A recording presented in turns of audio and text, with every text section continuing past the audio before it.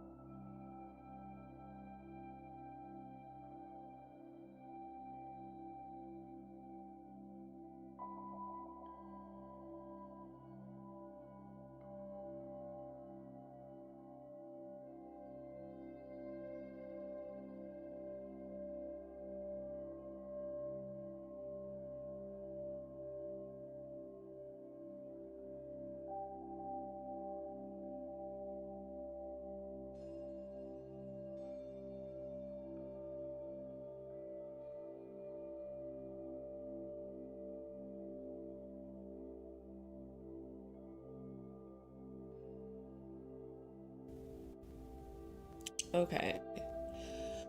Um, y'all let me know if you can hear me okay. Give me 1 second. Okay, I already got the music playing. Let me make sure that it's going. Alright. Yeah, I think there was some browser issues because of the VPN. That might happen again. Hopefully it doesn't. But if it does, I'll just pop out and pop back in. Give me just a second. Okay, good. Yeah, I finagled the audio settings also just now when I jumped out and updated the browser. So that's good to hear because I realized there was an automatic setting, I guess, that StreamYard has defaulted now, where it pre-selects for you. It basically pre-selects for automatic audio. So basically, the system chooses when it fluctuates, which I definitely don't like. And I actually turn the mic volume to 100. So if it's too loud, y'all let me know. I just want to make sure y'all can hear me better because I am on my Bluetooth headset. So that is good to hear, Chelsea. Thank you so much. And thank you for tuning in, my love. Thank you to all the DzPeepz that are tuning in on this live. So y'all need to make sure you get over to Rumble. Let me get that up on the screen right now, because I plan on us doing a watch party, not of all of the video, but of some of the interview between Sam Jr. and Tasha K. Mostly because a lot of the stuff Sam had said is in direct alignment with the things that I've been seeing and the things I've been researching and the things I've been talking about. But this live is regarding the YouTube streets is talking. So are social media streets. And these streets are saying that allegedly, and all commentary on my channel is alleged outside of my real life experience for education and entertainment purposes only. Now, the YouTube streets and social media streets been saying a lot of things. First of all, they're saying that Jaguar Wright allegedly assisted Diddy in the trafficking of women for the purposes of sexual abuse. They're also saying that she is a cult leader. They're also saying, several people have asked me, do you think she was trying to sex traffic you with the safe house at this point today, right now? Absolutely. So I'm going to be speaking on these different things. Also, I saw that Cloudy and Dame Dash have been having some issues back and forth. I need to do a little bit more research on it. You know, Cloudy, she gonna do what she needs to do to stay relevant, because it's like, really, Dame Dash, really. And everybody know how Dame Dash is, how he's always been. What I will say is, I can see how some parts of that can be interpreted as I guess you could say inappropriate, depending on the person. But here's my thing that I don't like about this Claudia. Please stop acting like you are a virgin, ma'am. Stop acting like you ain't never watched an adult film before. That's all I'm saying. Now, if him giving you his phone with said video allegedly on it made you feel uncomfortable, you are well within your right to speak out against it, and you should. But the YouTube streets also been saying that allegedly you was a pass around in the 90s as a video vixen. So allegedly, that's what the YouTube streets are saying. So I just don't understand how somebody, if you really was into some freaky shit like that, that would be like me saying, Dame Dash and I doing a movie together, he gave me an adult film, and now I'm gonna sue him for sexual harassment. If I see both sides of it, like, I see his side, like, yo, I'm just trying to prepare your mind for what we finna do. I can see that, but I can also see how she might have been taken aback, like, why the fuck would he give me a phone with an adult film? Really, all y'all had to do was have a conversation, same way you did with Funky Dineva. Shout out to the godfather of YouTube, because you see how far he went without your ass. And I did watch the video of the two of y'all making up and all that, and it's nice. It's a very nice gesture. However, me myself personally, I am not interested in a second round of TGIF. I'm sorry, I'm just not. I would check it out just to support Funky, in all honesty, and to see if it is as good or if it's any better. But I just, once that shit kind of dissolved, it's almost like y'all trying to force the shit. Why not, Funky, the three of y'all do a new show on your shit? I'm not saying bring them niggas to your house, I'm not saying that, but y'all could do it virtual, just like y'all did on TGIF. Every one of y'all were in your own individual places. So at the end of the day, why not have a new show on your network, on your, channel, or why not create a new show? But trying to revive TGIF, no ma'am, no turkey.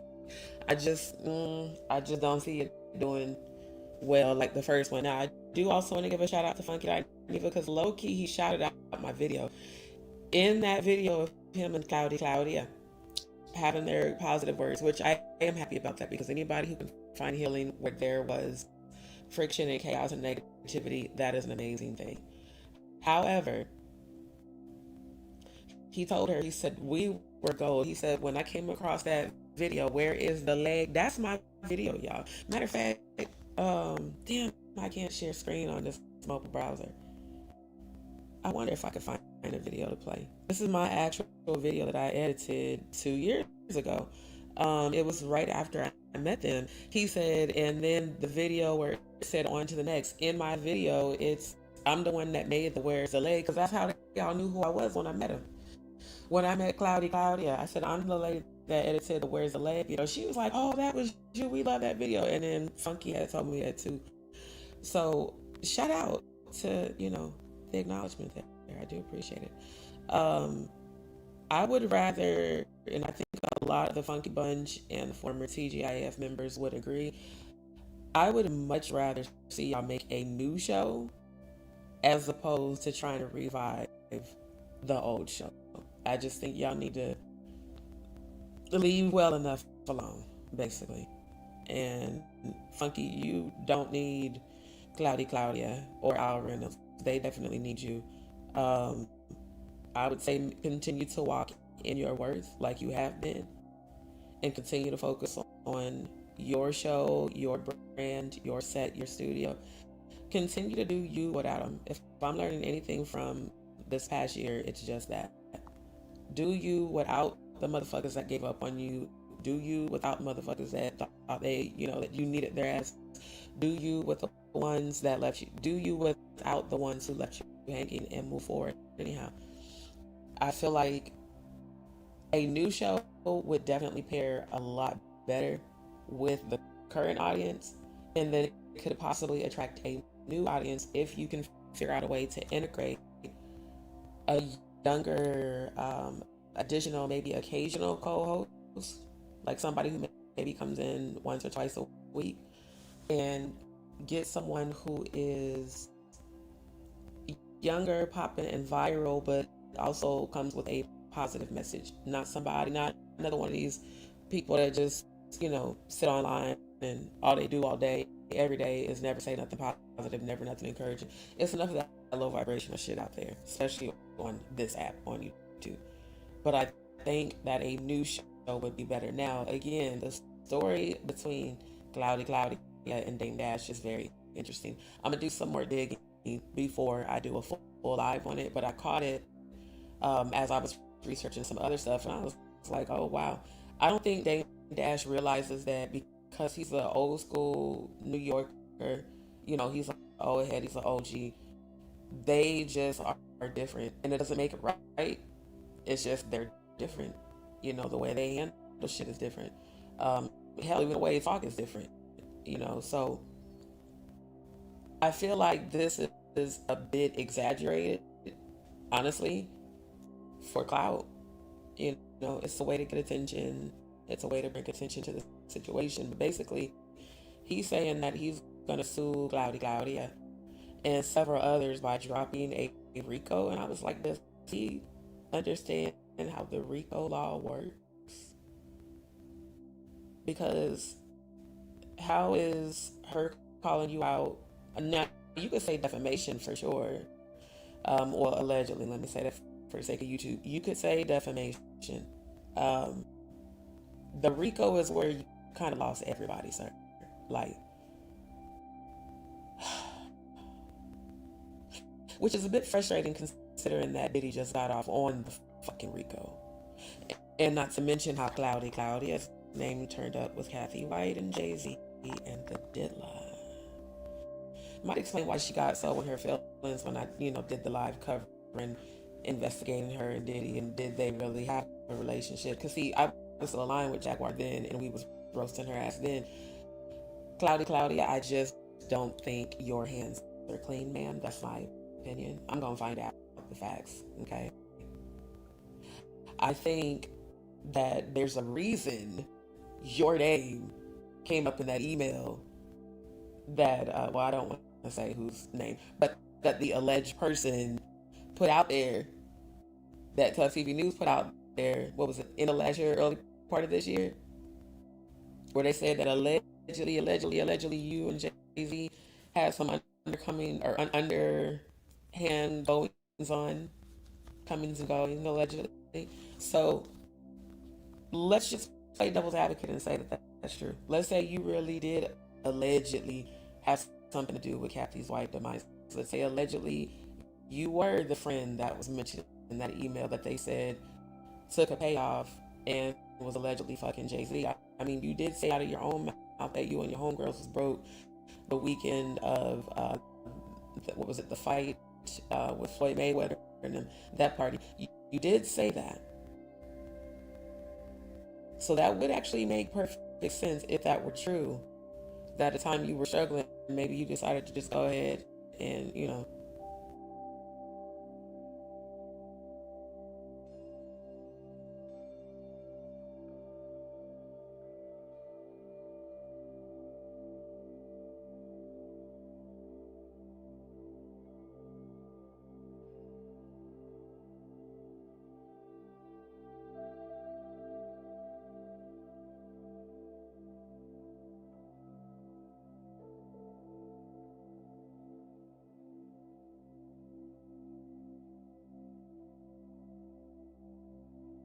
yeah, it's gonna do that from time to time because of the VPN.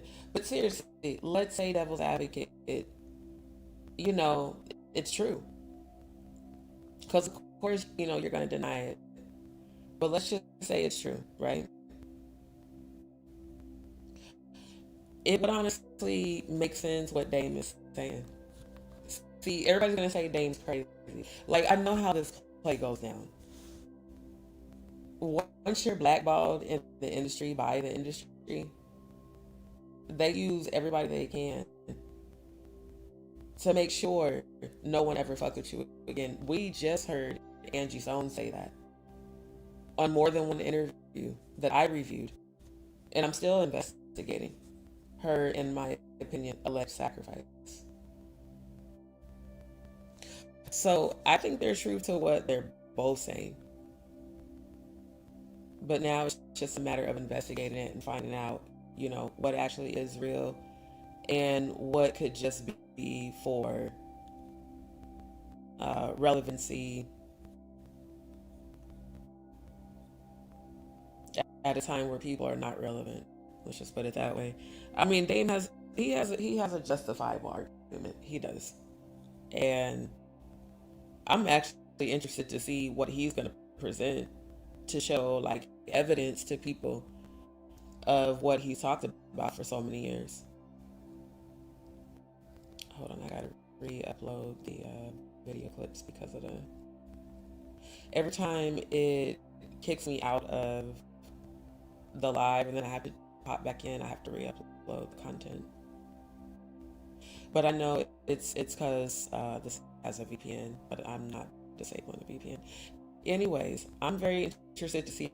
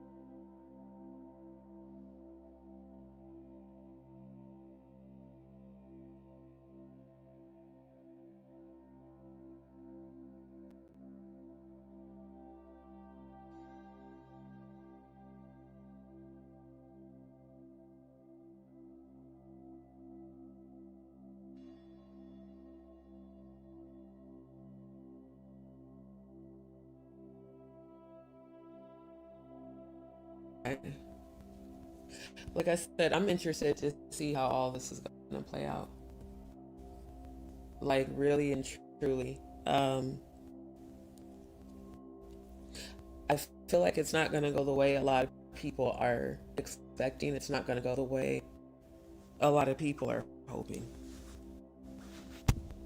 Based off of what I've been seeing in the 5D, um, everybody who actually did suffer any sort of physical, mental, spiritual, emotional, financial harm is going to get their justice. Those involved will be held accountable. And see, that is the point in me researching all of this. Because it's like, I look at people like Claudia, very charismatic, very good looking, very successful, but also very cliche, single female that lives with cats. Like, I look at things like that, and I look at Sam Jr. and his presence, the traumas that he's witnessed and endured, but also seeing trauma from both sides of the family, the mother and the father's side. And then I look at women who are survivors of sexual abuse, women who are survivors of sex trafficking, who so many of us feel like our voices are never ever heard because we get dismissed so easily because people don't want to deal with it. They don't want for you to expose them, or they don't want for people to know, everything that happened. And at the end of the day, the people who are always angry at those who do speak out, what you have to ask yourself is why? Why would you be upset that someone decided to speak their truth and set themselves free and in turn help other people? How could you, as a relative or a friend, how could you know that a person went through that and not only expect them to be silent, but get mad when they're not?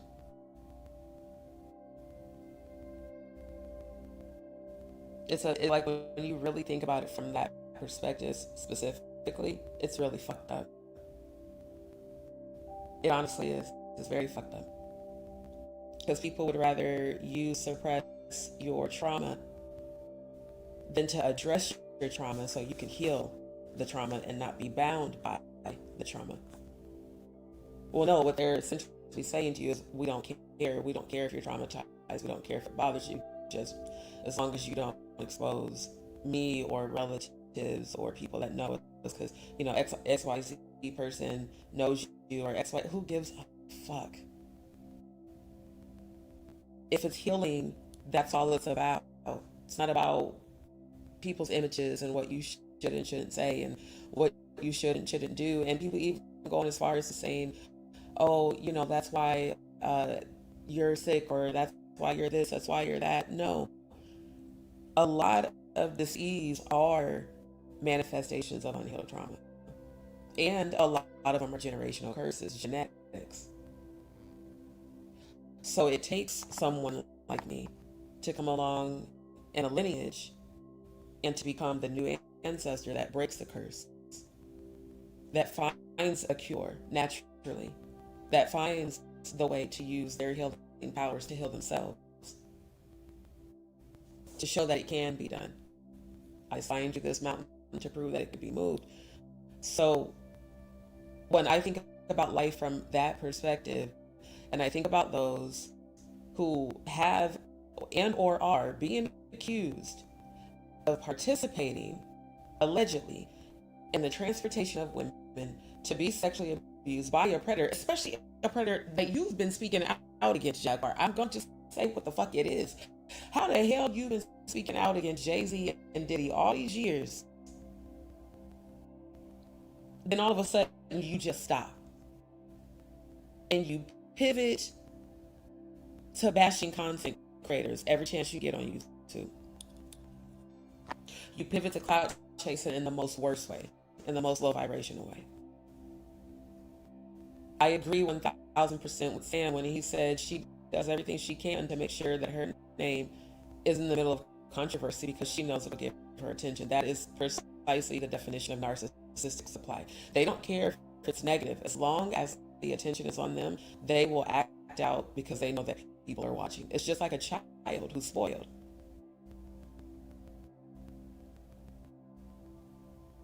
Let me just act out in the worst way to get all eyes on me, even if it's damaging to others, even my own son.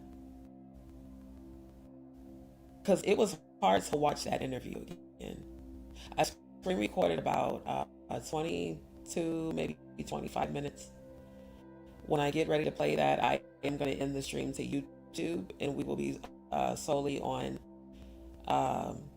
Rumble. I think Twitch still goes, but we'll be on Rumble. So if you're not signed into Rumble, you need to get over there right now. Matter of fact, let me put my Rumble link back on the channel, because I decided to perform footage analysis since she claims that it was AI. I literally recorded it, and you guys are gonna see when I play the video how many times I stopped and rewound. Certain parts did look like just very terrible editing and terrible AI. And I'm just gonna say this, trash, okay? For y'all to be called Kiwi Studios, did you guys actually hire editors with experience? It don't seem like y'all hired experienced editors over there. A lot of you, I don't even be watching your channel, but the videos that have come across the feed or that pop up on, terrible sites like Media Takeout and shit, or the Daily Mail, it's just I'm embarrassed for you. Because, I'm one person producing all of my own content. Even my content has smoother editing than your stuff. It's just, so I just,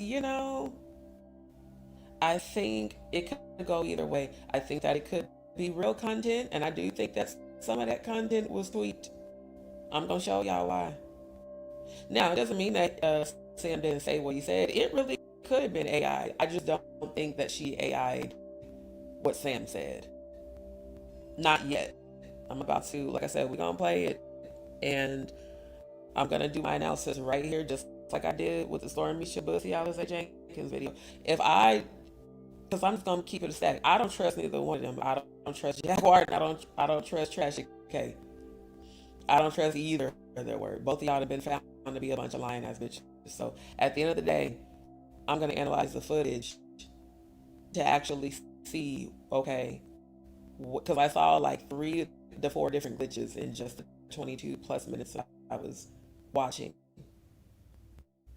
And I'm always checking for the background, the foreground, the B-roll, the side roll, as well as what is in the negative space. Only an editor even understands, or a graphic designer understands about negative space. If there's movement in the negative space, it's most definitely AI altered. Because an editor knows that when you seamlessly connect the audio video file after you perform a cut and incision in the footage,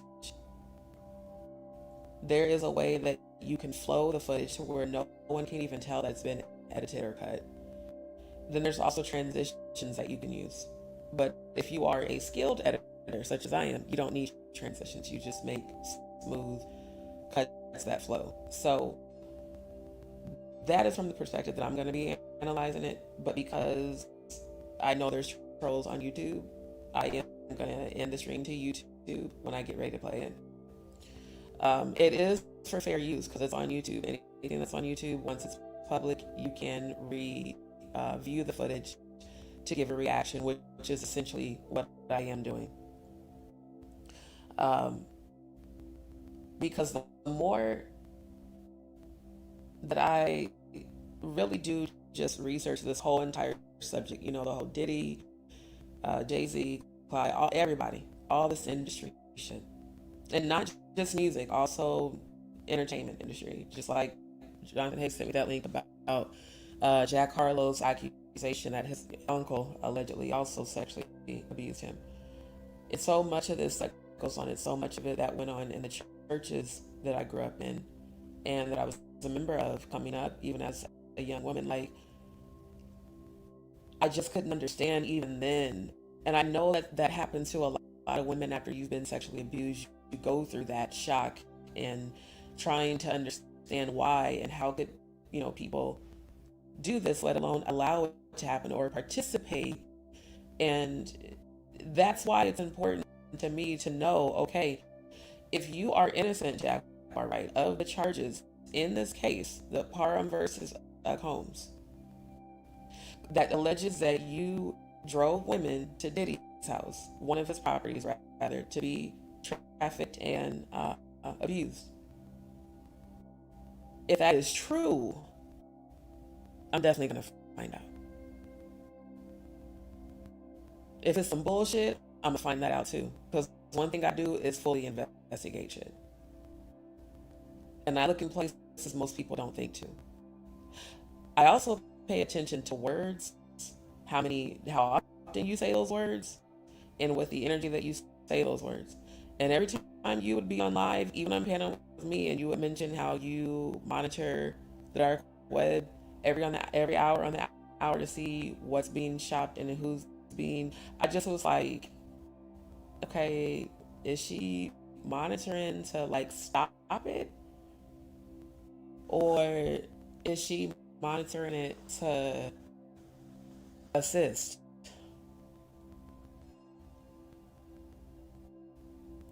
I'm gonna be honest, I don't know too many people in the industry that monitor the dark web outside of those that are utilizing the dark web.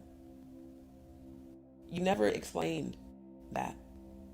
Not even when we had conversations offline, because we had a lot of conversations offline. What I really believe about Jaguar Wright is that the industry used her and she allowed herself to be used. Quid pro quo. Everybody involved benefits, profits.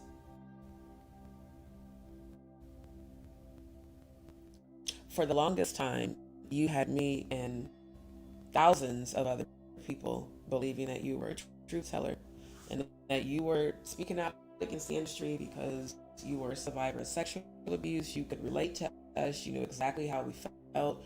You really resonated with so many women like me and men, because there's a lot of men on my channel who have also been sexually abused as a child, who have experienced rape as well.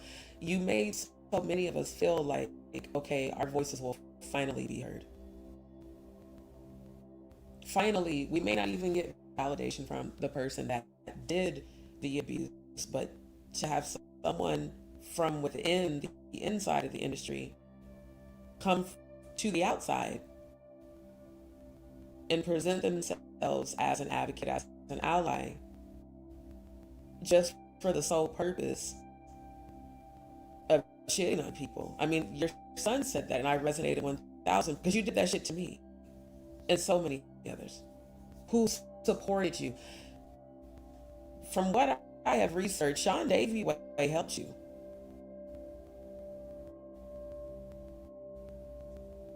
I'm pretty sure there's some people I know for a fact there's people from his channel that watch mine. The more research I did, Sean Davey Way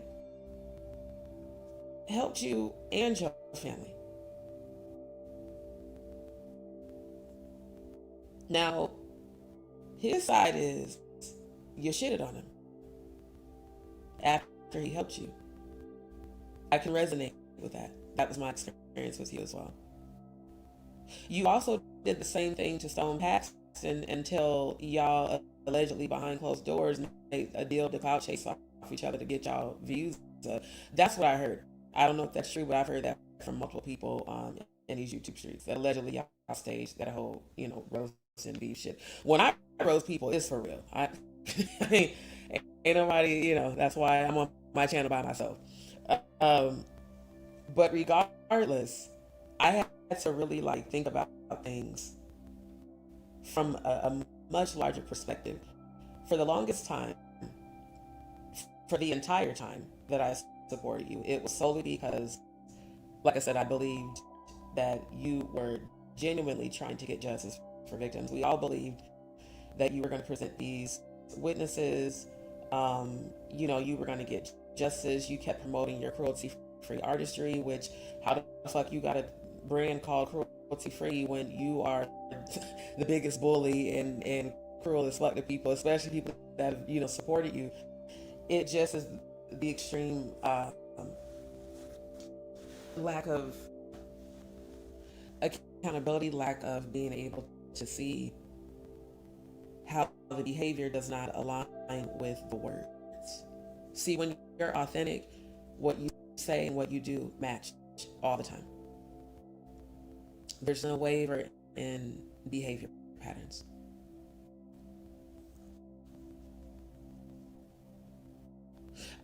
I had to really stop. Like, the more I read this shit in this case file, the more I saw a lot of our conversations, and the conversation when shit went left for me with where I was running that room, and like I said, I still don't even know how that guy I was able to do that. But regardless, it wasn't a okay, sis. Here's what we can do, or here's what we can't do. It was an offer for me to go stay at a safe house because I wouldn't have to come up with money to try to pay for a place to stay. And literally, when you first offered it, it wasn't aggressive, but the way you told me that they are hunting truth tellers did not sound like a warning. It sounded like a threat, as if they were you. That's why I wouldn't put it past you if the shit in the case is actually real. Again, the Goomba voicemails.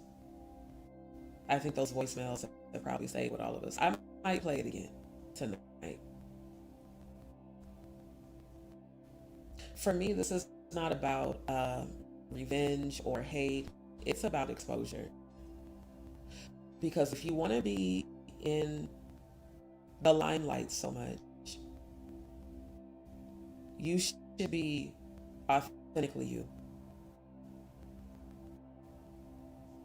That shit you said when you said they're not going to need me for this one, this is my opinion. That's damn near a confession. Like, I still don't understand how that didn't get you time. Maybe they just didn't take you serious because when they feel like a person's crazy, you know, they'll be dismissive. I mean, hell, Dave Chappelle said that. He was like, they call a lot of people that are truth tellers, they call them crazy because they know it's dismissive and people won't listen to them. I know that for the entire time that we were aligned, I 1000% genuinely supported you. I do know that. I don't have to prove that. I know that. But betrayal is something that causes spiritual death. When that happens, it's a wrap for me. Then I had to look at, okay, what if some of what these people that she constantly calls trolls, who I'm finding out supported you just like I did, some of them more than I did. Because I heard Sean Davey way, like, allegedly they said he like helped you with your rent and your mom or some shit. I mean, I don't know all the full details. And I know sometimes people lie, you know, I do know that because I've had people that troll, that donated and then lied just for clout afterwards. Regardless, if there have been multiple people that supported you because we believed you were this whistleblower truth teller and you're trying to get justice, to find out that you may have had something to do with women being trafficked, allegedly, even at the safe houses, that allegedly the safe houses were the trap houses and not traps where you hit and lick traps where women are allegedly locked in rooms. It was the fact that you got mad that I said no. That is in complete alignment with what Tammy Wallace told us, who actually was on your show. The show I actually helped to bring into existence, helped you in terms of promoting it on YouTube, and offered my services for free to edit. Just off the strength of, hey, this is a new virtual, you know, so family, we support one another. Yes, you're for the same cause as me. No, it don't look like you actually ever were. This is also why I'm questioning this whole shit with Cloudy and Dame Dash, because it seems like people are now joining the Me Too just as a trend. And it's like, if that was the case, why the fuck is this just coming up right now? To be a distraction. Meanwhile, why are no mainstream media outlets speaking about Diddy's upcoming hearing on the 25th? Where his attorneys are literally trying to get him acquitted of the current charges because they know it's going to have him in jail for a long time. Sir, you're going to be in jail, yeah. I'll just tell you what I saw on the 5D, sir. You're going to spend your latter years in jail. So you may as well, get it cracking with the cellmates on some cell freak offs. I mean, I'm pretty sure y'all already been doing that shit. But I'm just saying, like, if you've been pretending this entire time to be a truth teller and you were allegedly a part of all of this shit, you motherfucking right. I want to be the one to uncover that. Because just as much as I supported you, I support the truth.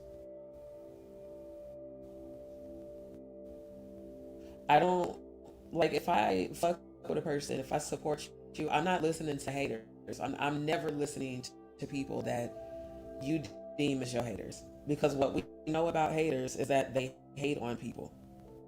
So they're always talking shit, even when there is no cause to talk shit. And the real reason they talk shit is because they low-key jealous of guys. So at the time that I was supporting her, when she would tell me these things about what these other people are saying and doing, I would go look at their YouTube channels, and like all of their titles would be negative, where their whole channel was nothing but them talking about her. I speak about it when it's relevant, when it relates to me doing investigative research, but like literally all of their content was just them talking shit, and it just was annoying. So it's like, I didn't really take serious what none of them said. However, certain things that people say, even if I support you, I still do listen to that shit. I may not publicly admit that, but I do. And what I saw that was consistent with every person's description of Jaguar is that after they supported her, she shitted on them. Now, it is one thing to discover that a person who's being a fake supporter is indeed a troll. And a troll is somebody that off the rip, they knew that they didn't support your ass. They just pretended because they had nefarious reasons or purposes for aligning with you. And a lot of it is clout, especially people who got small ass channels, like these motherfuckers with 30, 50, 100 subscribers, barely 1,000. They don't know how to build content. Like I said, my channel, I got my shit to 5,500 subscribers before Jaguar ever even came in my chat on October 20th, 2024. In fact, I was doing my 5K celebration, I think the same week that she came, like when she came into my chat. So it's like, I built my channel off of just my editing skills alone, because I was barely going live because I was working full time for Progressive at the time. I never had time to go live. That's been the greatest lesson since, I had lost my job last year, is that I've been able to really connect with my audience, not just edit and produce content and get, subscribers. Like, I enjoy talking to y'all in the comments about the Just Hilarious videos. They still watching that video. This shit is wild. That video is literally over 2 years old.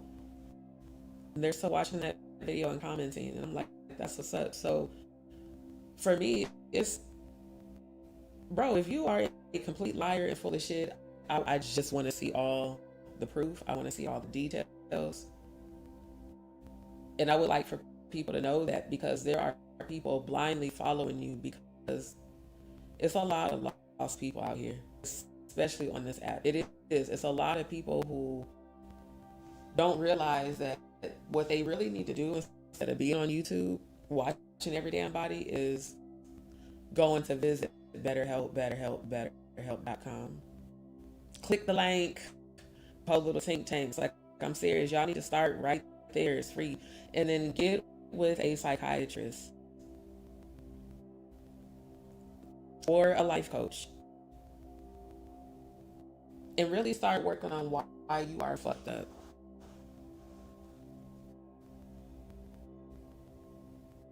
Because that might explain why some of y'all do that. It's like people will for real come to your channel and act like they support you just to gain access, to try to be messy, and then try to run platform to platform looking for clout, looking for attention, and then wonder why don't nobody fuck with them for real. You really have to be miserable in life to spend that, to invest your energy that you could be invested in positive manifestations and constantly being fake just for content. I mean, that means you ain't got no skill set. See, my channel shows my skill set. When you click under the shorts tab, that's all me. Every single video, I edit it on my phone. Every video. Same with the video section. Same with my posts. Same with all my logos, my background right here that you're looking at. I made all this on my phone. The where is the leg video I'm finna show y'all that I edited, a Funky Daniva and Cloudy Claudia and Al Reynolds, edited on my phone. So when you have talent and you have multiple talents like I do, I cook, I sing, I'm a spiritualist, I'm an investigative researcher,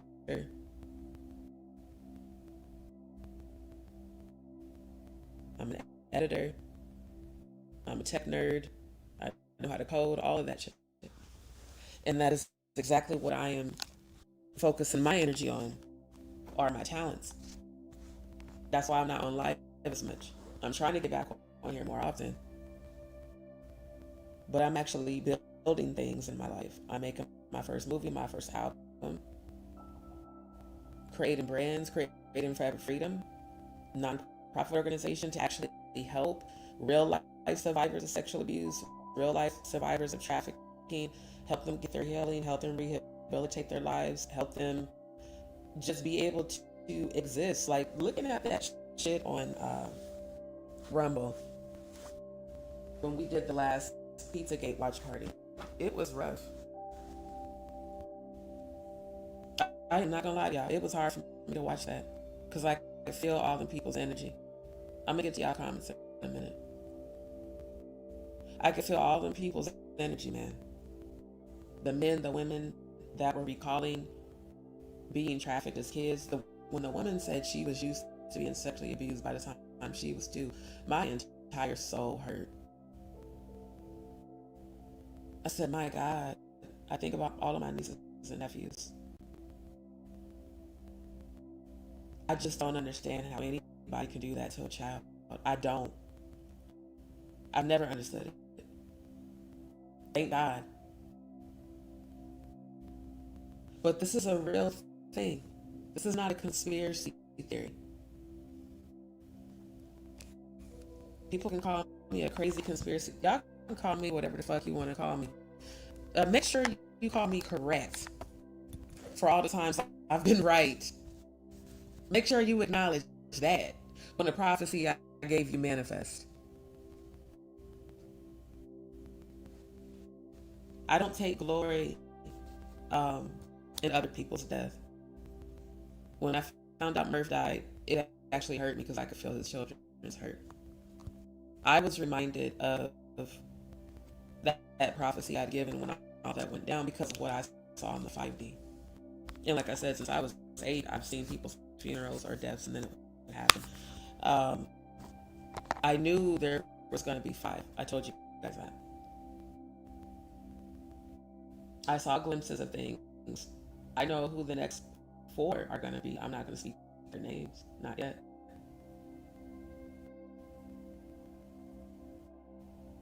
Whenever I am shown something, it's real. It's coming to pass, whether good or bad. So, what I want for everybody, as a high vibrational high priestess, is for you to choose healing. Just because I want that for you doesn't mean I'm not going to hold you accountable or investigate you. Especially with these types of accusations and then what the fuck I experienced with you. Like I said, that safe house shit you was telling me about out here, and the more you kept, and it was weird too, because it was like Even when I said, well, let me think about it, I already knew I wasn't finna do this shit. And then when you like check back with me about it and was all upset, I'm like, why the fuck is she mad, bro? This is my life. If I don't want to go stay in an environment that I know sound like a bunch of bullshit, I have that right. Why? And then I realized why. Because everybody else in the so-called family, they were all yes, man, yes, sir. And see, I'm not finna tolerate nobody yelling and screaming at me, even in relationships. Because I know if I start going back and forth with you, it's just gonna escalate. So it's just best not to even start. But if you do start, yeah, I might continue it until I'm just like, you know what, I'm good, and I'll just walk off. Or if it's a phone, I'll just hang up. Because I don't even want to engage in this no more. When I think about the response you gave and how angry you were that I didn't want to take the safe house full of murderers, your words, they'll take your phone, they'll make sure that they give you your food, probably full of all types of GHB and Special K, allegedly. You know, it just reeked of the movie Taken. Like, why would I willingly put myself in an environment that clearly sounds like a safe house is possibly a house where women are actually trafficked? That whole shipping container shit, that threat, I heard that from you.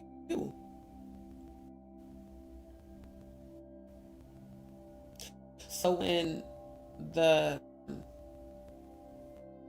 document said that Pelletier said the same exact thing, I think the reason you want to get dismissed from this case is because you're not going to be able to prove your innocence, like you and No DZ was trying to say a few months back. We're going to be able to prove that she was locked up. I don't think you are. Because see, Andrew was in the comments in the chat, and I ain't gonna hold you. I don't care if y'all watch their channel. I really don't. But please know, for everybody's sake across the board, no, I do not send my people to y'all's channels. I don't even be on YouTube like that. So I don't know when people are on your channels unless they DM me and tell me that shit. And even then, I honestly don't care. Everybody's grown. Do what the fuck you want to do. I don't care. But I know Andrew said he had watched a video of yours and you were asking your subscribers for $25K for legal fees, allegedly. Why would you need $25K in legal fees if you're innocent? I would think an attorney would take that case immediately because they know that they're going to win. Pro bono attorneys, definitely. If they're like, oh, it's open and shut, they'll take that case for free. Remember your Jaguar.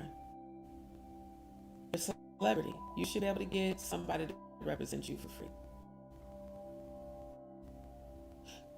Unless you ain't gonna be able to prove your innocence.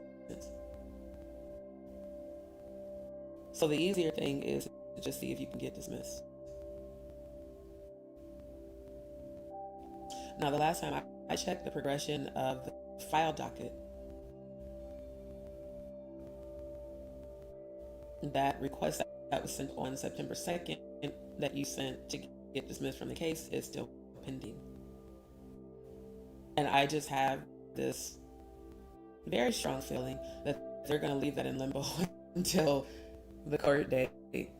I think you're going to have to come up with more than $25K to get them to dismiss that case, man. It's interesting.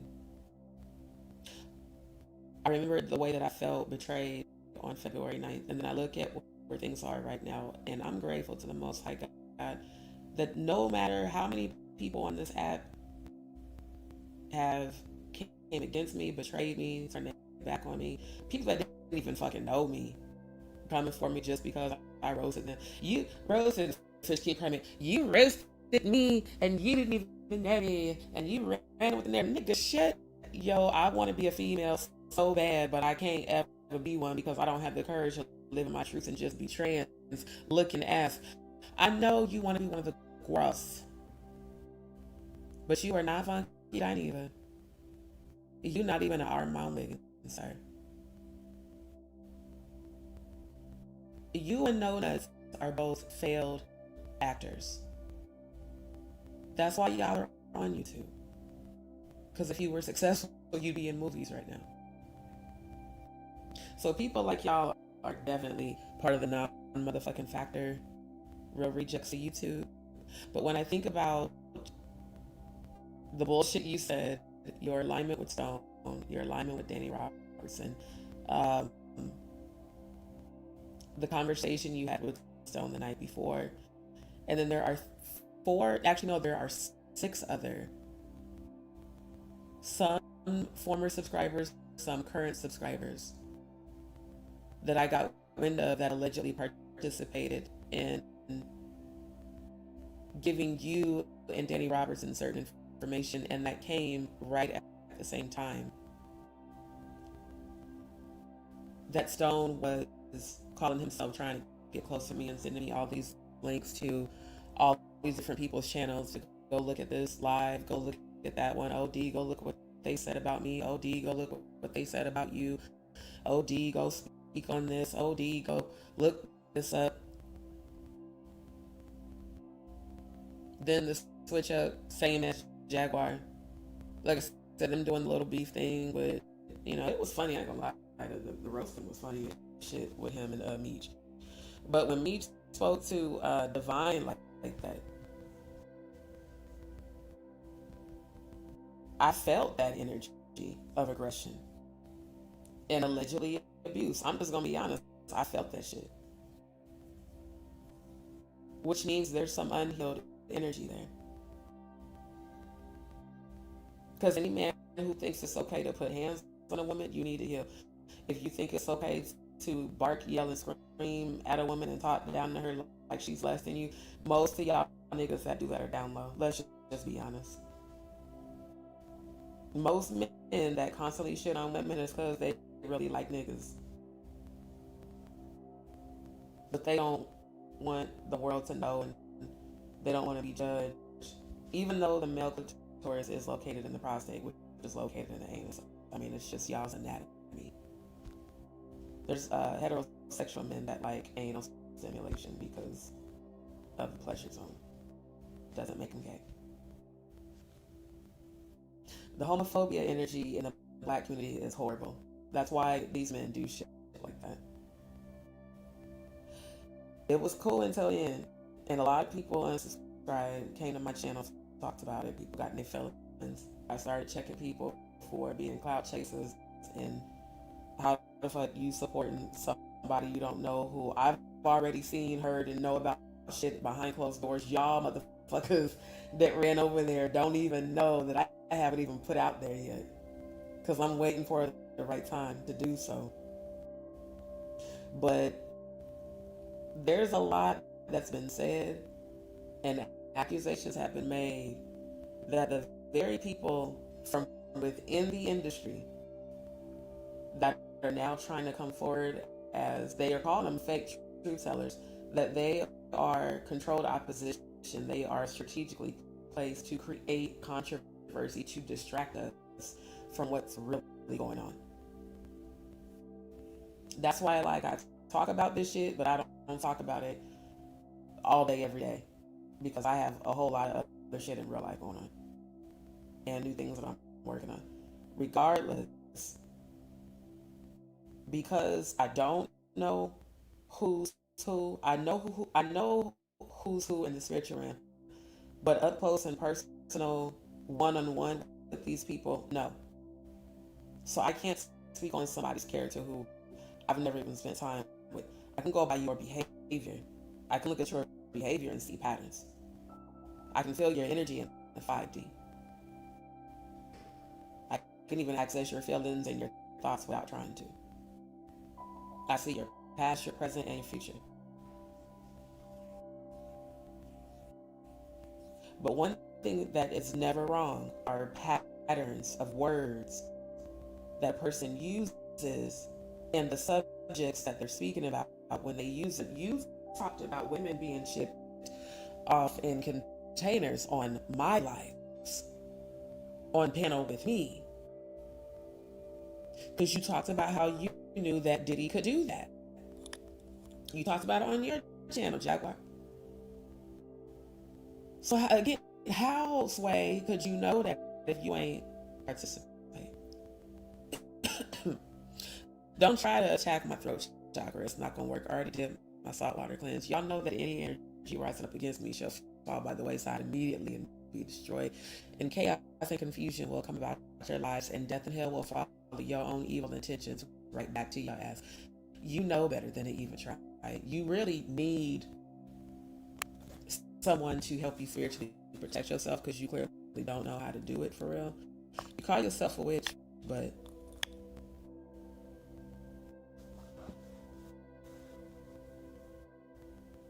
there's no discipline with you.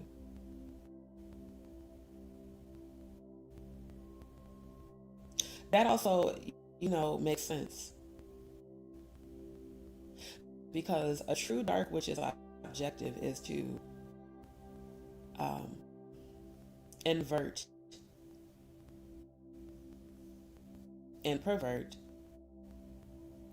energy that is supposed to represent Yeshua, the true Christ. Many false prophets come in Christ's name. And they always come under the false Christ version of who Christ was. I told you guys when I was in heaven, I saw the double doors with all the religious symbols, and everybody was walking through them doors going to hell. And then I saw the narrow door with the rugged cross that said Yeshua, the true Christ, also known as the false Christ, Jesus, the Roman God.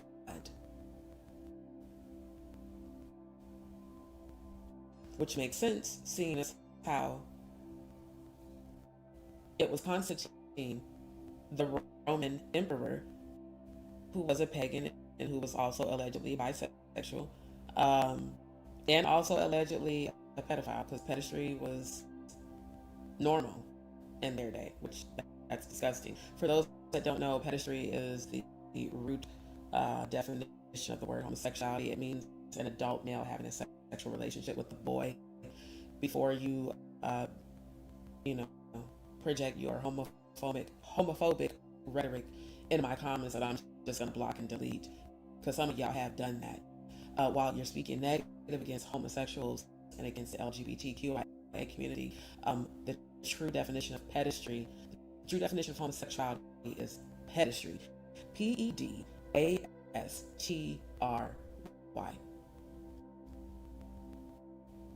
You can literally Google it and see.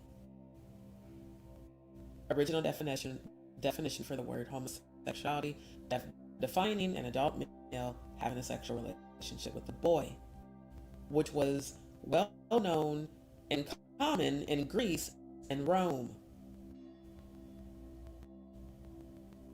So people are mad because this is what they told me in heaven to expose. And the greatest deception is having y'all believe that a white man is God, where there is no humanity that even exists in heaven. There is no male or female. There is no ethnicity. There are only celestial, terrestrial, and what some of y'all would call extraterrestrial type angelic beings in heaven. They have no humanity. There's no man, there's no woman, there's no black, there's no white, there's no ethnicity, there's none of that. That only exists in this realm, in this three-dimensional earthly realm, which is one of many earths that are housing the fallen angels. Because there's definitely more than one earth. That'll be for a different life.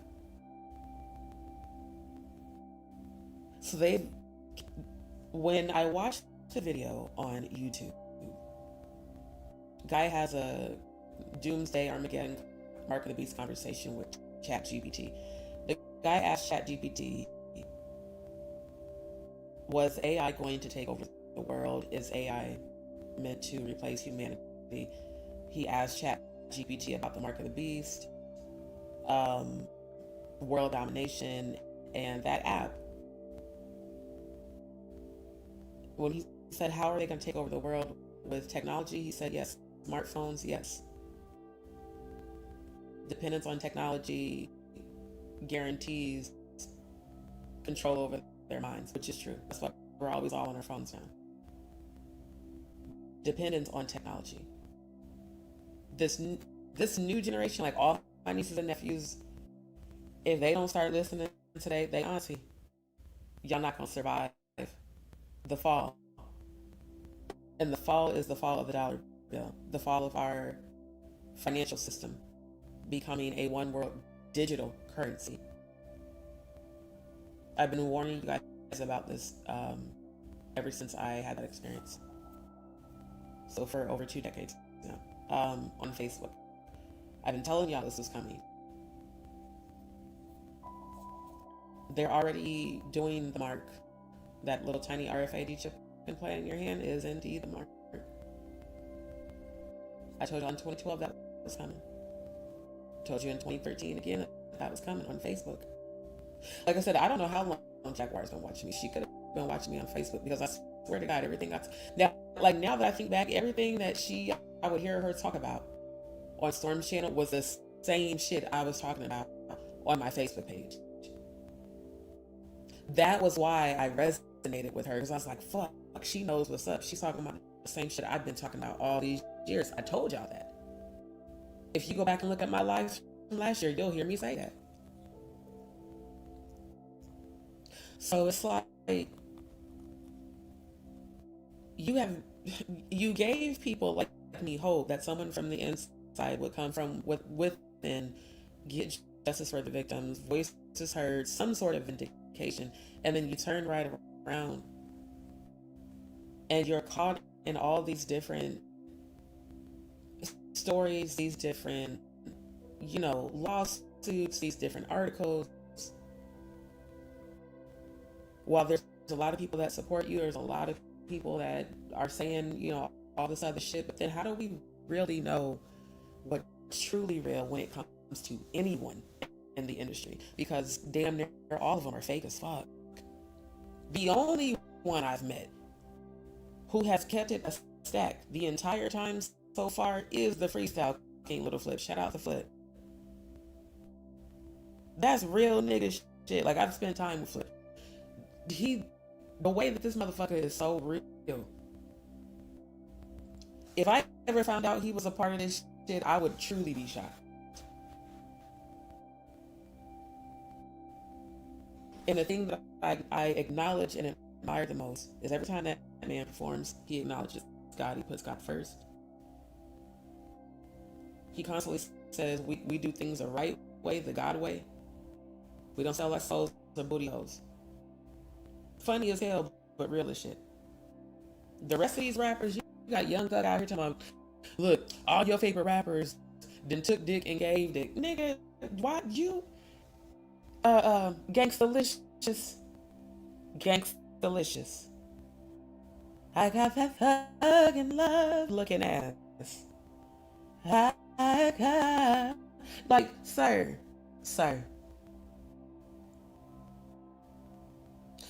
I think you are just so happy to be out of prison, you don't know what to do with yourself. First out here, in all the blogs, admitting to being bisexual as if we didn't know your ass was bisexual. Niggas like they got up like bitches. Got me thinking you don't like bitches. Kendrick Lamar's lyrics. Don't blow my high. Then you pillow talking about Glorilla because she's a better rapper than you. Let's just keep it real. Like, I look at y'all's generation of rappers and I look at Pac. Pac would seriously be ashamed of a lot of you people in the industry right now. Jaguar, I even would say Pac would be ashamed of you. You claim to be so close with his family, right? I remember when we all were doing the panel discussing about the movie that what's his name? Stone's friend. Meech. The movie that his son played in. And it's like, bruh, Pac's mom made it clear to the entire public and social media that she did not like that movie. She didn't want that movie out there. Y'all don't forget to like the video coming in. She was pissed off, in fact, at what y'all did. And for y'all to sit up there and cloud chase on YouTube. Yeah, my son played Pac. First of all, that movie was garbage, bro. Like, it didn't even hold me for the first 5 minutes. It was horribly edited. It was made for to be made for Fandango. It just was, it was garbage. And I mean, I said that when the movie came out. I said that shit on Facebook. Because again, I just started my YouTube channel in 2021.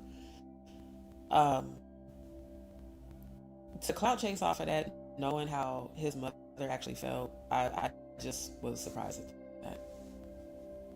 Because if you was close to his family, you would have known how his mom felt about it. Ain't no fucking way you would be bragging about that shit on YouTube if you was close with the family. You would probably be not saying or admitting to having no sort of involvement, knowing how she really felt about that movie. So when I look at people like that, it's like, if you could be full of shit to people you know in real life, you definitely can be full of shit to everybody online. But here's the thing. When God decides to pull the cover off the shit, there ain't nothing you can do to cover it back up. Y'all thought it was a game. I told you how 2025 was gonna go. I said a lot of people's gonna get uncovered. And a lot of y'all finna be disappointed in the people it is. Mr. Tyler Perry, sir, your time is coming. I saw what's about to happen. It's gonna be worse than Christian. It's gonna be worse than what happened with him. I think it would be in your best interest, Mr. Perry, to confess before somebody's gonna expose you. I saw it in the 5D, and it's not gonna be good. You got mad at Aaron McGruder for Boondocks for that episode they did with my dudes and the Christian, what was it? Christian erotic orgy compound or some shit. It's gonna be much worse than that. Because what I'm seeing that's about to be presented is evidence of involvement in events that are worse than what Diddy's being accused of, and allegedly being involved with Jay-Z, Beyonce, and the Combs all in one, allegedly. That might be why him and Oprah are gatekeepers. I'm seeing a lot of people that's like, people finna lose their minds when people that they looked up to end up in jail. You like how Diddy's an MDC? Trust me when I say he's the first of many. The Carters, from what I saw coming in the 5D, they're gonna be detained soon. Rayford is gonna be found and extradited back to the US. So is Russell Simmons. So is Ellen. Oprah will have to take the stand. And it's literally gonna be someone that they are all connected to that decides to collectively and indefinitely expose all of them together. Irrefutable evidence. To the point that if nothing is done, people talk about a race war, that will cause a war right there. If evidence is presented that all these people are actually guilty, including Jaguar, allegedly, all y'all are actually guilty. If the justice system doesn't do what it's supposed to do, that's what's going to start. Because people will just give up on democracy and just start doing that purge shit. At the end of the day, we're living revelations every day. So right now, God is literally dividing the chosen from the condemned, the chosen from those who simply are not. That's why my life had to get purged of everybody who carried any sort of level of deception. And Jaguar, you were the main one. See, I'm gonna be honest. I've had so much shit going on. You weren't on my radar until you kept coming up in my energy. You kept coming up in my premonitions. You kept channeling me. I felt you. I was like, what the fuck? In the spiritual realm, begging and pleading for spiritual help. My ancestors cut you off for a reason.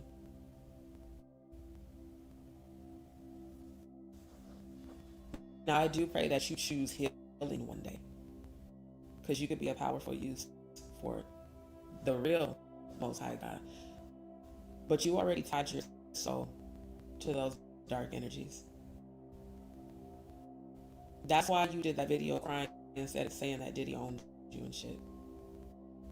It's not about the sexual abuse. Now, this is allegedly. It's allegedly about the participation.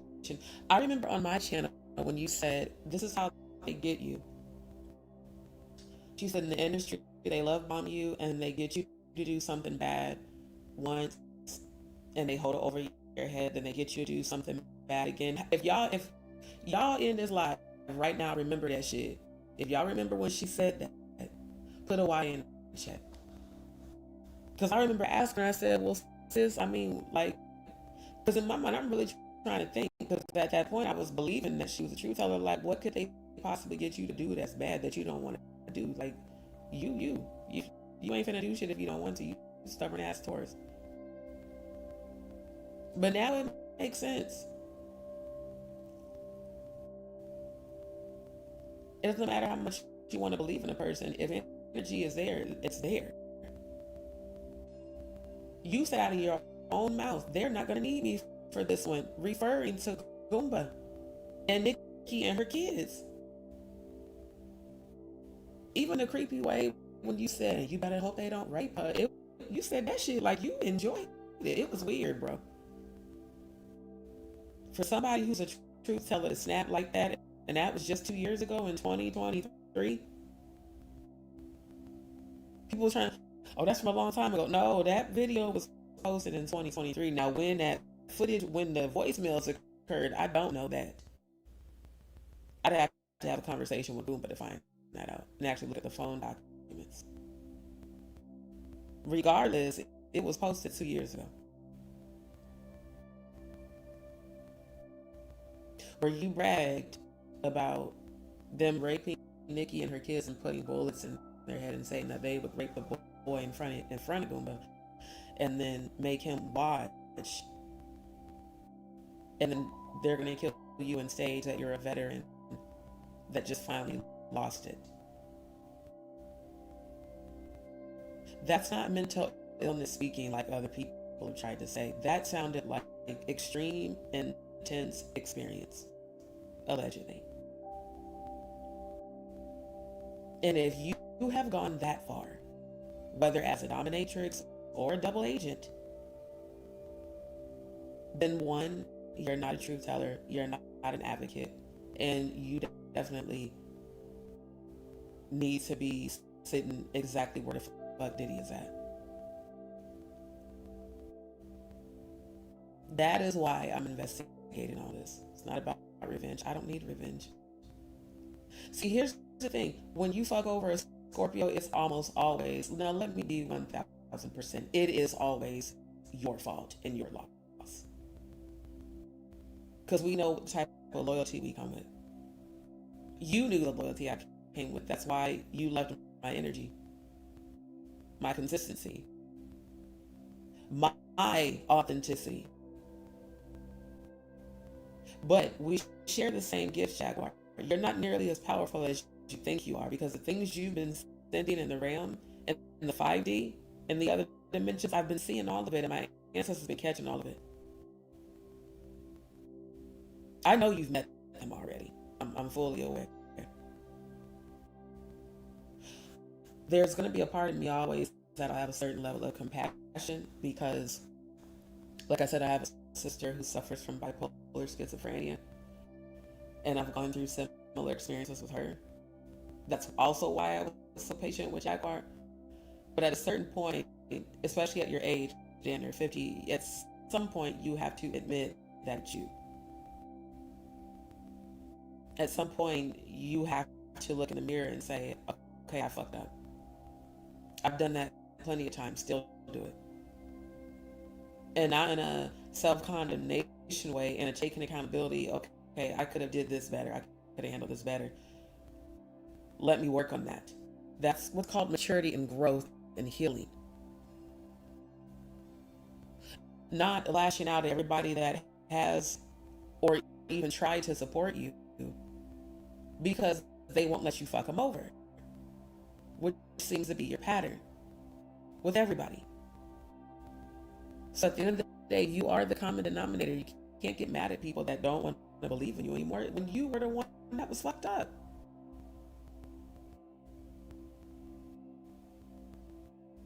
When I look at Sam, I pray for him. Genuinely, for his healing. And no, I don't like Trash CKED. And I didn't like Trash CKED before Jaguar ever came in my chat. Y'all know that shit. I stopped fucking with her about 4 years ago when she had that beef with Storm.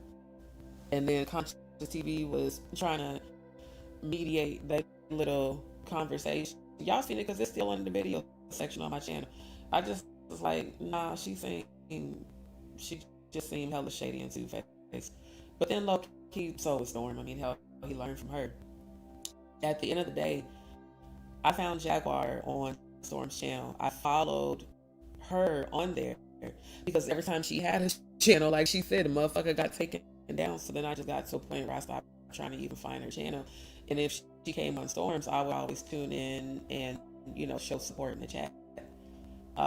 Because again, she would be talking about the same exact shit I was talking about concerning Diddy, Jay-Z, the Dual Outwood clothing line, all the Aleister Crowley symbolism, all the symbolism in the industry, blood sacrifice, alleged, all that stuff. And for those who were like, oh, you was going so hard, a lot of people supported her like that. Think about it. We're all survivors. We're like finally somebody that can give us a voice in a space where we don't have one. It doesn't make anybody dumb for believing that somebody could possibly be an advocate. Any survivor is going to have that hope. So when you start, for me, when I started seeing all this shit, and I started seeing shit while we were lying for those, especially Fisher King Primate, how come she didn't see? Bitch, you don't know what I've seen. I've seen a lot of shit. And unfortunately, I've seen shit coming from relatives of yours. You might want to make sure you spend time, especially with your mama, with your relatives while you can.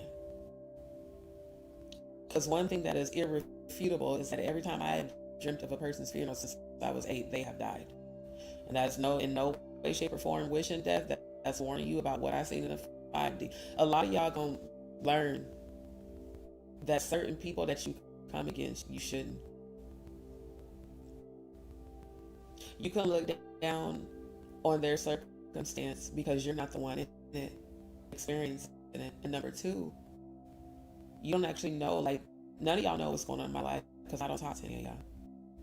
A lot of people speculate, say this, that, and the third. I don't give a fuck. Because I know this is a person that don't even damn know me for real. Like, never had a conversation, ain't never been around me.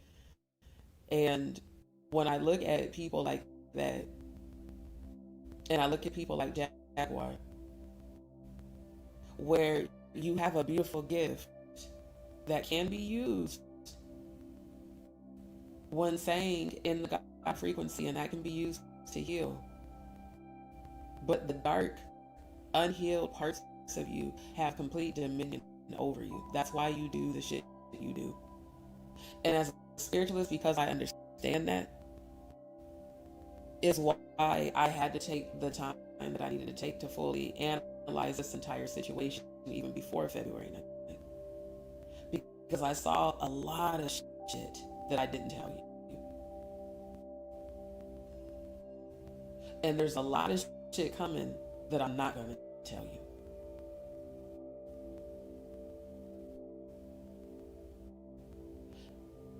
When I tell y'all that my spiritual protection is ruthless, that in the spiritual realm, the things that they're showing me are things I would never do, even to people that may deserve it. Y'all don't even understand that even after you shit on me, I still pray for you. Because I see what's coming towards you. That takes a lot of strength to do. Because I have to remember spiritually that is my job. No matter what people do to me, my job as a high vibrational high priestess is to help bring healing to this world. But the way that I am spiritually protected is not a game.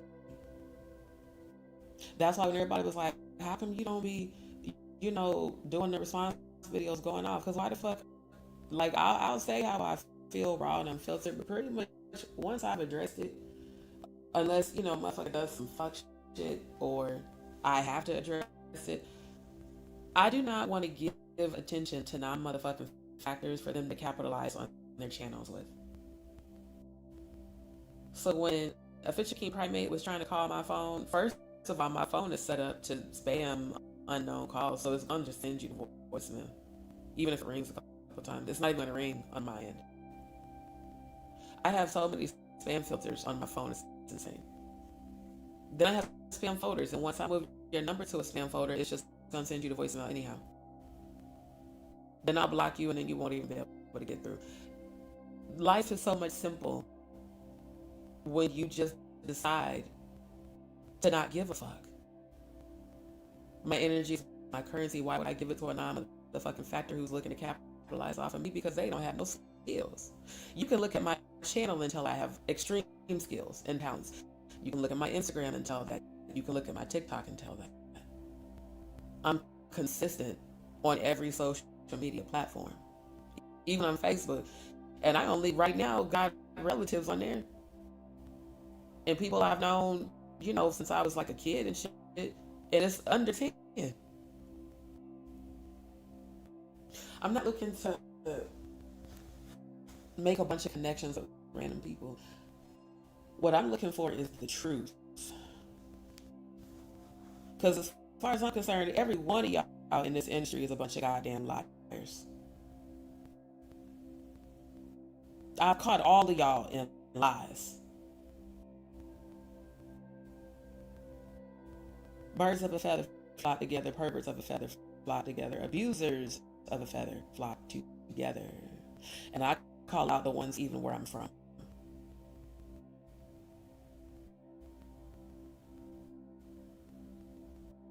Official King Prime made a negative comment about how my family doesn't fuck with me, but yet you don't know me or my family.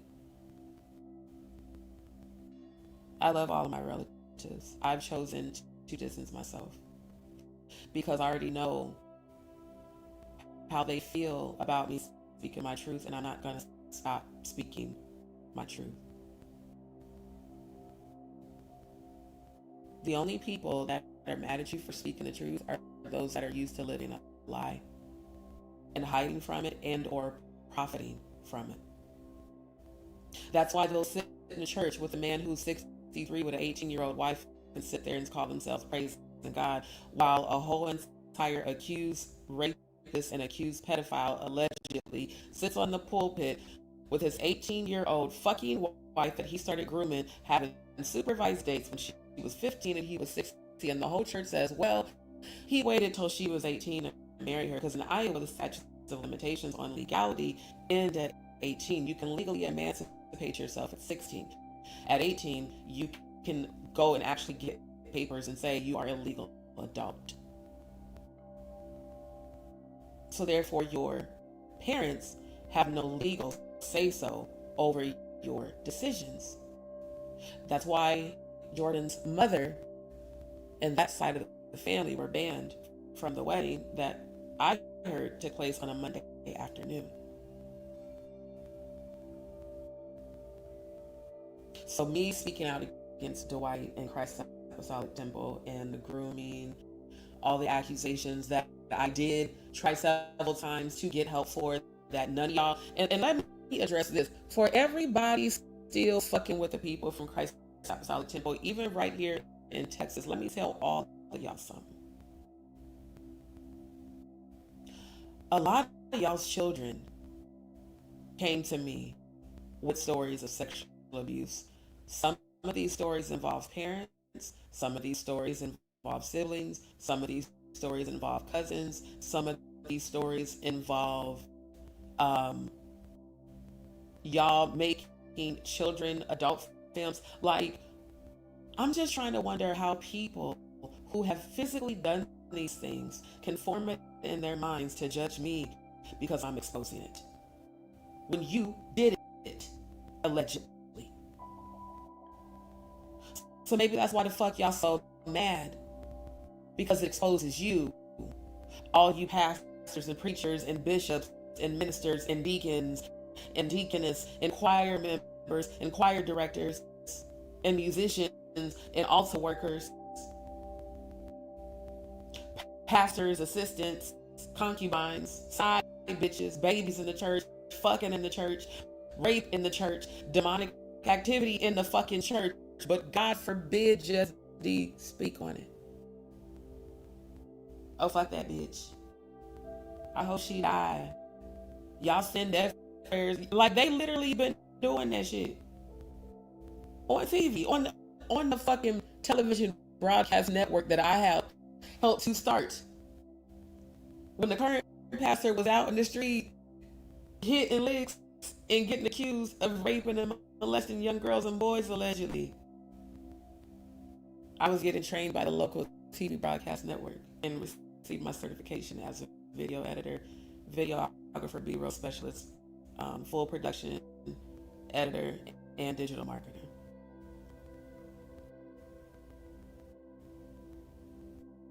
When the Apostolic Oneness Network was called the JCAC Network, Jesus Christ Apostolic Churches. Remember how political these churches are and how high up in the ranking my family is. My uncle that died, that I taught you guys about, that raised me, was a high-ranking bishop. I believe if he wasn't presiding, he was the second in command. Basically, yeah. My uncle had hundreds of churches under him that attended his funeral, in person and virtual, because it was during COVID when he died. He died from the virus. This is why they don't like me where I'm from,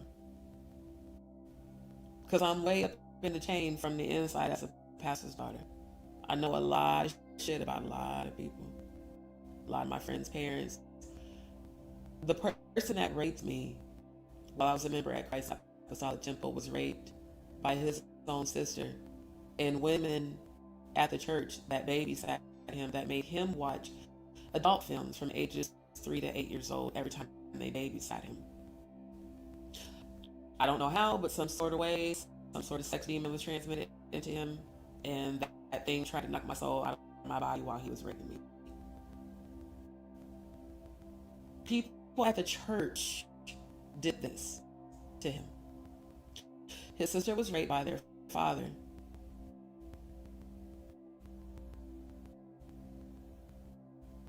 She was also raped by a cousin. Her daughter, her baby daughter that I used to babysit when she was only 2 years old, her baby daughter was raped and bashed in the head with a bat by a boyfriend who was high off of lead and pills. Nothing but just back-to-back traumas. Does not ever justify what he did. But the reason I was patient with him is because I couldn't imagine going through that, and I was calling myself trying to help heal him. That's why we were counseling at Bishop's house every week. Even before the rape happened, we were counseling, because I knew there was like demonic activity on him, and it wasn't that I couldn't handle it. It was that he was comfortable with that dark energy, and I needed to know why. When that happened, when he raped me, I saw his past. Again, as a spiritualist, if I make physical contact with you, I can touch your hands and see your past. So imagine this is somebody who I'm engaged to marry, who I've known since I was 4 years old, who I never thought would do this to me. Grew up together, families grew up together. High school sweethearts broke up. he got married, separated from the ex. She pregnant. He's not thinking it's his baby. That whole situation. Find out it's his baby. He can't live with the guilt. I'm like, yo, go be a dad. I'm gonna be single.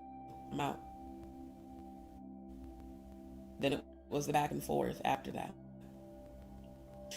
I remember when her and I had a conversation when they did the DNA and found out that her daughter was indeed his daughter. She said she felt comfortable with me coming, but she did not feel comfortable with him visiting their daughter by herself because she had just found out what had happened to his former stepsister, who also he raped, and he had told me about it. He said, well, she wanted it. She used to let me sneak into her bed when our parents went to bed. And I said, are you sure she consented to that, or did you black out? Because when you was raping me, you said you blacked out and your eyes rolled in the back of your head and a demon possessed you. I said, do you remember any of that? He said, I remember blacking out. I remember a demon like punching me. I guess he was fighting this demon, but it had possession of his body. He literally, the more I tried to fight him off, the more he pinned me down to the point where I almost lost my breath. He was pressing so hard on my chest, I could hardly fucking breathe. And I got one hand free, and I put it over his third eye, and I prayed that demon off of him while he was raping me. And he stopped. And then he got up and he went in the kitchen and made food like nothing happened.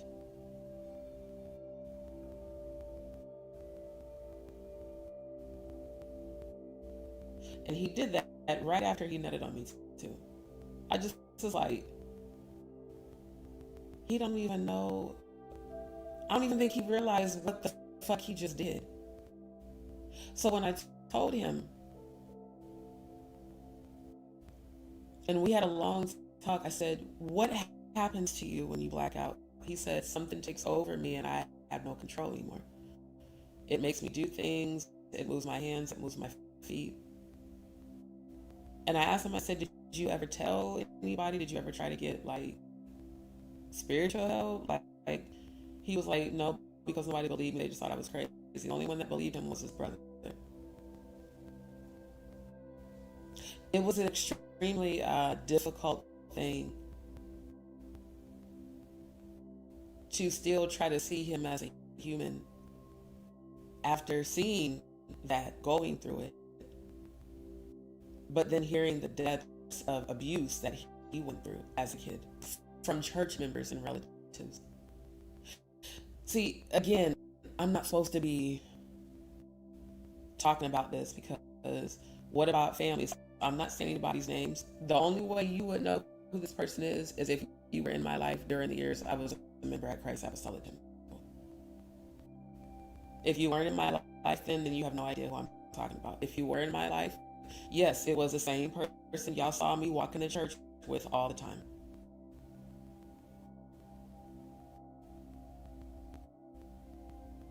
And we were planning our wedding and everything. And I had to keep going to church because that's what everybody knew, is that we were going to get married. And, you know, we had moved back. Like, Bishop Reed paid for us to come to Des Moines. We were living in Omaha. And I wasn't a member at nobody's church because I had left there after realizing what it was. And then I left there after I broke up with him. And I went back to Omaha.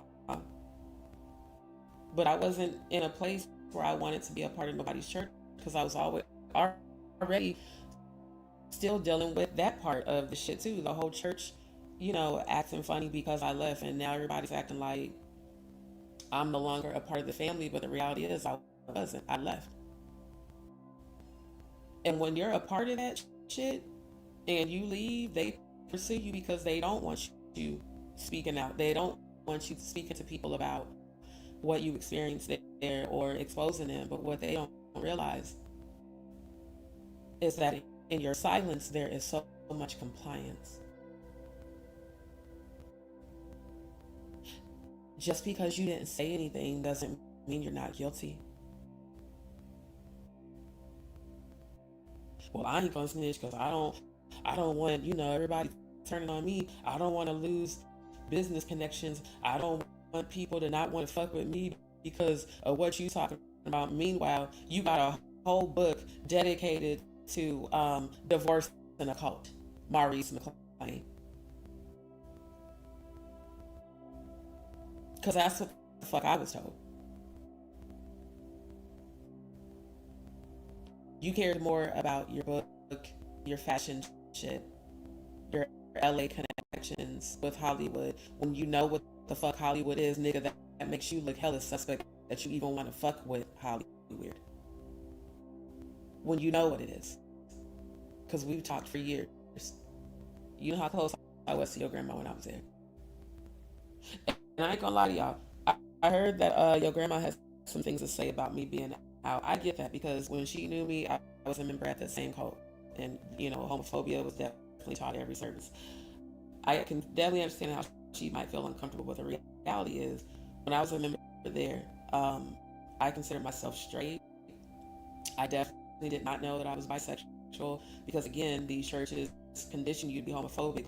So that definitely wasn't on my radar. In fact, I used to be afraid of lesbians when I was in church, literally, because of me being molested when I was a little girl by a female that was twice my size, one of the foster cousins. So for those that was like, oh, I already knew when she was in church, well, shit, I didn't know. I really didn't. I considered myself heterosexual. And I remember when I would have moments where I would struggle with my sexuality and I would talk to Bishop Reed about it, he would tell me, well, that's because of what happened to you as a kid. You were sexually abused, and technically your first sexual experience involved a woman, a female, not a woman, because she was 13 and I was 8. But at the end of the day, that makes it, in my opinion, if your first sexual experience was with someone of the same sex, no matter how much you try to fight it, like they teach you in church, eventually who you are is who you are. Now, you can choose to explore it, you can choose not to. I chose to explore it. I realized that it actually feels more natural to me sexually to be with a woman than a man, but I enjoy masculinity. I still like the chubbies, so no, I can't be a lesbian. Tried it for 4 years, it just didn't work. But I am in full acceptance of who I am. No, my relatives would not be okay coming to a wedding if I have a wife and a husband. I already know that. The way my mom cringed when my ex-girlfriend kissed me at the hospital for both my surgeries. And then I have to remember, she's religious. And she is 1000% all the way in with this church that really, in my opinion, is a fucking cult. Again, you don't know you're in a cult because you're still in it. You don't know until you leave, until you get out of it. People wonder why I get so suspicious of people. It's because of the way I grew up and the shit I experienced. When you feel like your own relatives aren't safe, you really don't feel like anybody in the world is safe, but you hope that the people that are exhibiting certain energy, that's who they are, but know in the back of your mind that a lot of people really are full of shit. It's not about being cynical, it's about being real.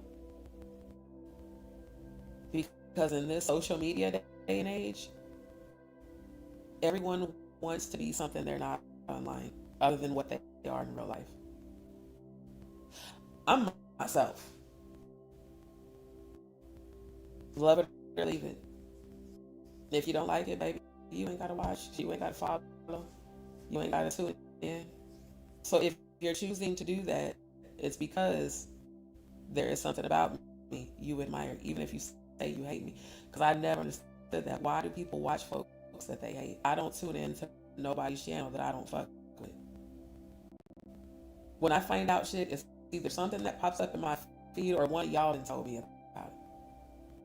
because you went and watched somebody else's channel. Okay, like when Andrew told me this shit, I didn't know that. I had no idea Jaguar asked her subscribers for 25K for legal shit, allegedly.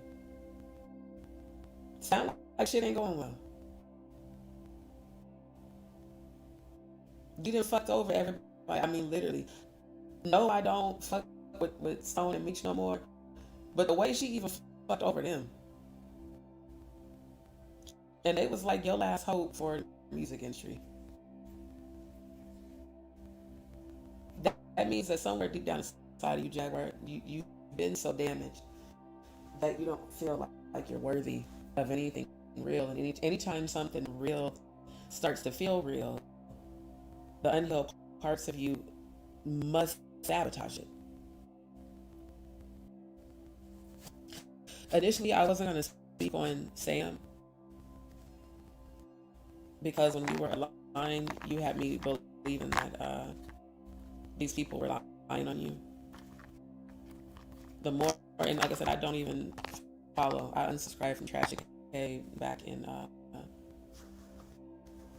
let me see. They had a little fallout, I think it was 2022. Yeah, so I mean, it's been a few years since I unsubscribed from her, way before Jaguar ever came to my channel. I just don't care for her energy at all. Then the Cardi B shit really is what turned me off. It's like, goddamn, you talk about Jaguar being a troll, but technically, y'all both kind of the same, one of the same type of trolls. You both don't give a fuck about being involved in controversy. Because y'all just want attention that bad. And it just speaks of no integrity. When it comes down to it, Jaguar, the reason that I screen recorded this part of the interview she did with Sam is because it resonated a lot with what I experienced with you. See, a lot of these content creators get on here and they talk shit about what other people have said about you or what this person did, that person did. No, I'm speaking on my direct experience with you, and contrary to what I've been told by my subscribers that have watched your channel, they've, come back and told me, oh, Jaguar's now saying you never supported her. Jaguar saying this, Jaguar saying that. All anybody has to do is go watch my lives over the past year. I didn't take shit down. She asked me to, and no doubt. Especially after they sent that bullshit ass strike that they ended up taking on. Every one of my lives, Jaguar gave me verbal and even through email permission to review her music, use her thumbnails, because I was promoting her. And that was from the goodness of my heart. It's like everybody else I promote. And it's like, bruh, how are you talking shit about somebody that promoted you for free that never asked you for a dime? Not even when I analyzed the footage for Storm. And I didn't expect shit. I wanted to know, just like the shit I did tonight, where I'm analyzing the video from CKED to see is it AI in there. It ain't because of Jaguar. I want to know that shit.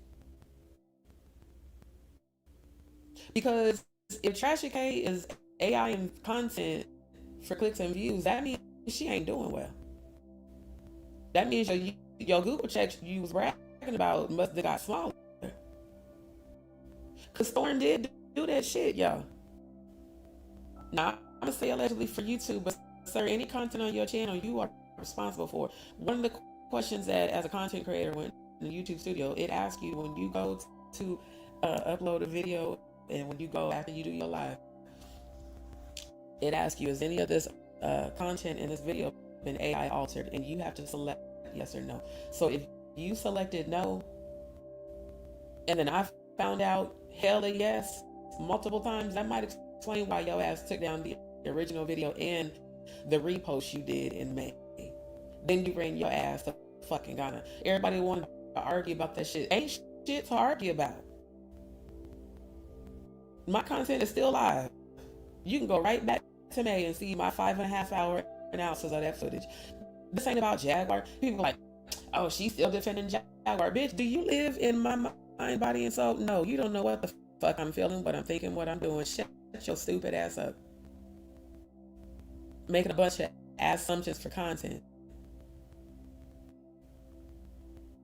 At the end of the day, if somebody alters some footage, I'm gonna be able to catch it. That's been my job for years.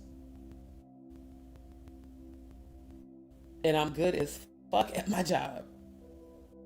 I do it with my own content. So it's like, nah, man, I'm not finna believe nobody. I was like, because I even told her, me and her was aligned, and I said, sis, you cool, but I'm telling you right now, if I find out that this content is some bullshit, I'm not fucking with you.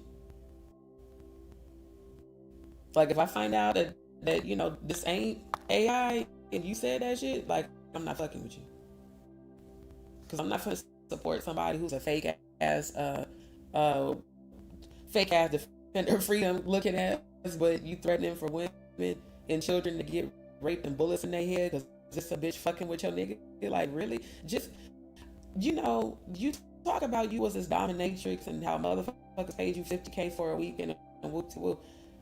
If you was that badass, why is your self-esteem so bad? Why do you chase after every nigga that leaves you? Abandonment, unhealed childhood wounds.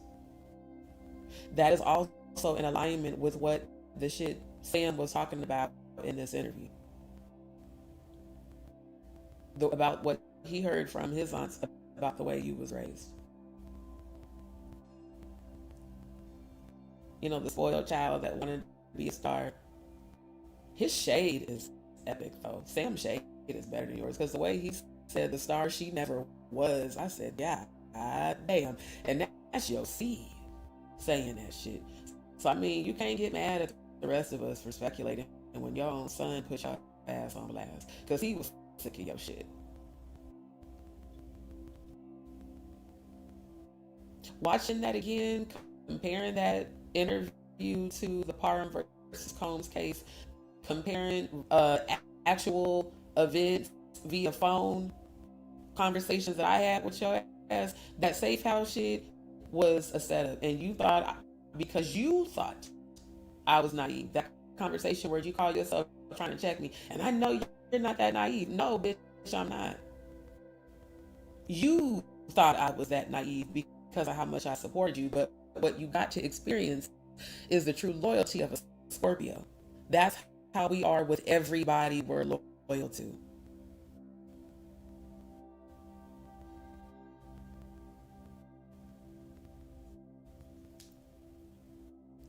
Talking about, well, I feel like sometimes, you know, she just gave me attention I didn't want, even though you would call me at 2, 3 o'clock in the morning to have conversations, even though you would constantly want me to pray for you because of the demonic attacks you were under, even though I constantly supported your channel, and I got the first 100 subscribers on the Jaguar Wright Show YouTube channel, literally came from my channel.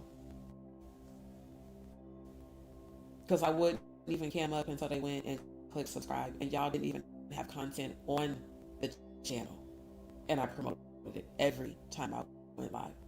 That's why y'all tried to get me to take them lives down, because them lives prove that I'm right.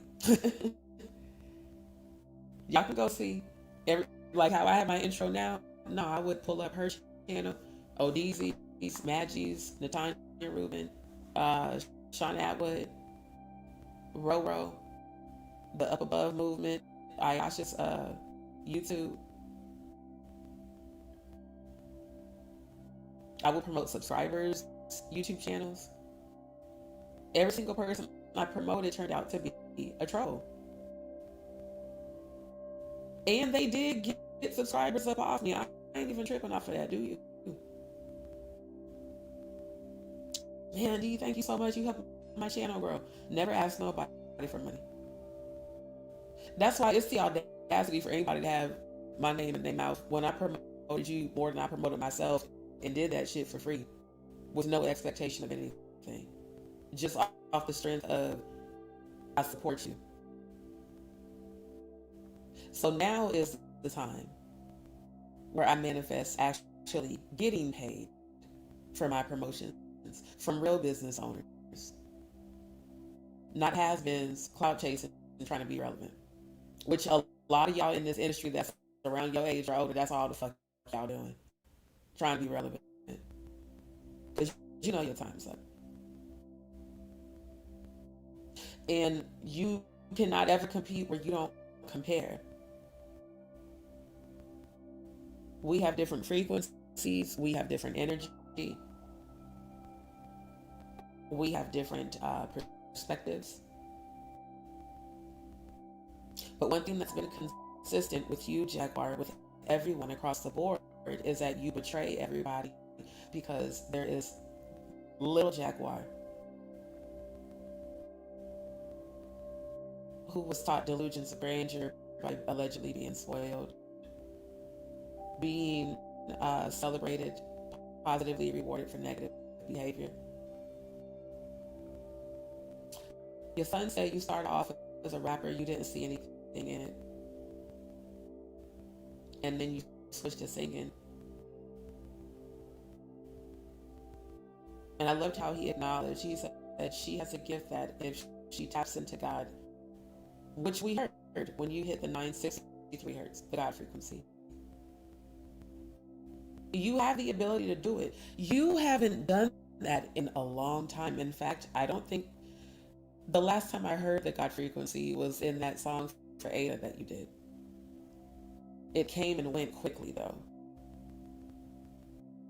And I know spiritually you're battling between, demons and trying to do what's right, but pledging to Baphomet or any other deity keeps your soul tied to that deity. That was a choice that you made. Whether it's true, as you said, it was to gain access to rescue girls, you would be so much more believable and credible if you actually presented these women, these victims that you speak of. But when you have never done that and you contradict yourself, you say one thing and then you do another, then you wonder why people investigate you. You wonder why people question what you said. You wonder why people who want support you don't support you. It's not because all of us are trolls. It's because you shit on all of us, bruh. Like, you did the same shit to everybody. So if that's not an indicator that you need to go heal, I don't know what else is.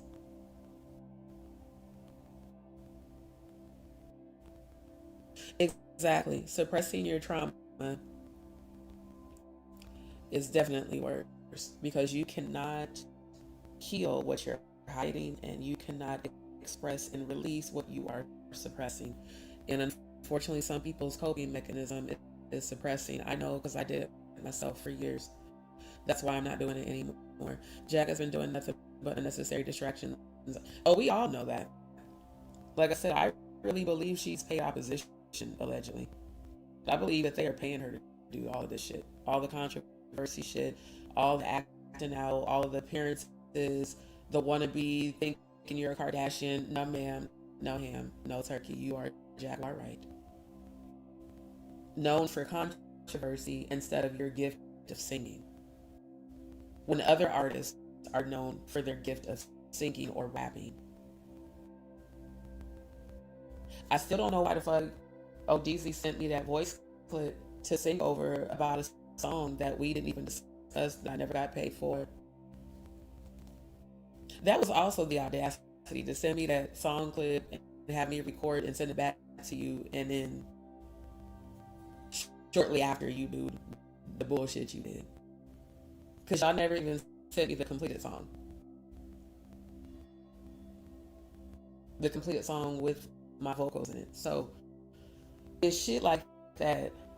Because I remember that when ODZ came on, when I was singing the gospel songs, and he was like, she's digging your voice. And then offline, he was talking to me about getting a passport and traveling with them, and us doing some collaborative music. And y'all were speaking that into existence, but I didn't want to say shit because it wasn't set in stone, but we had multiple conversations about it. And at the time, of course, I was considering it, And there was a meme I seen today on Instagram that said, thank God for the things that didn't work out, because it's always divine protection when they don't. Thank God for closed doors. Thank God for certain relationships being destroyed, or those things ended. Thank God for the endings, because it's making space for what and who is meant for you to come in. Like, there are other business owners I've met right here in Houston who are also a part of the industry, but they're not a part of the industry that y'all a part of. They not with that shit. Them the people I want to work with, because they like me and we on the same frequency. I'm not working with motherfuckers who ever were in alignment with Jay-Z, Diddy, and Clyde. Because them three I've been investigating for decades. Since like literally the 90s, since I was a teenager. Even while I was listening to their music, I was investigating them. The first time I heard about Blood Sacrifice was an underground DVD. What was it, like 95? Yeah. Some underground artist that was, I can't remember his name, but he was real popular and he was exposing all of this shit. That's the first time I heard of it. And I was like, I remember hearing the Illuminati from my grandpa. My grandpa was in the military on my dad's side. And my grandpa also told me a lot, just like my dad did, about what really goes on. He was like, they're always going to call you a conspiracy theorist when you're able to see, because they don't want anybody to believe you, but keep speaking because you're waking up the ones that need to be woke up. She said, I don't know how to access into dark web, and I'm not interested. I've seen animated horror stories about the dark web, and the stories end up traumatic. Exactly, and that's why I never understood when she kept publicly saying that she constantly monitors the dark web to see what videos are getting shopped and who's being sold. And I'm like, if you got access to that, why the fuck ain't you stopping it? Why are you watching it?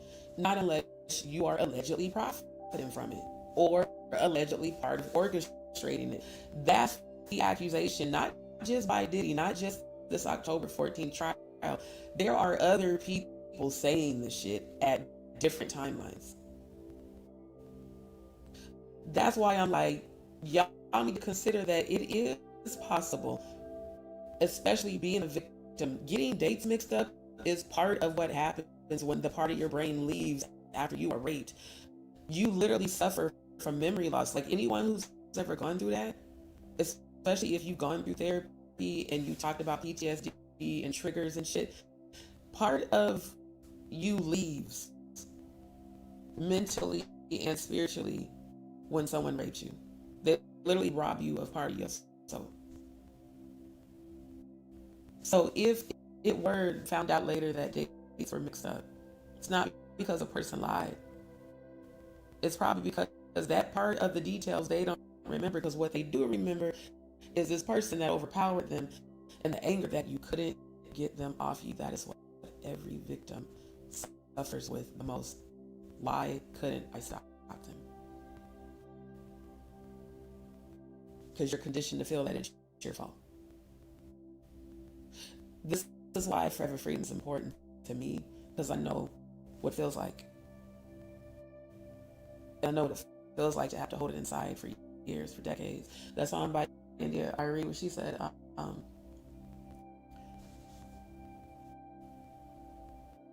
held it inside, didn't tell no one else, didn't even want to admit it to yourself. Now your chest burns and your back aches because all the years of holding the pain.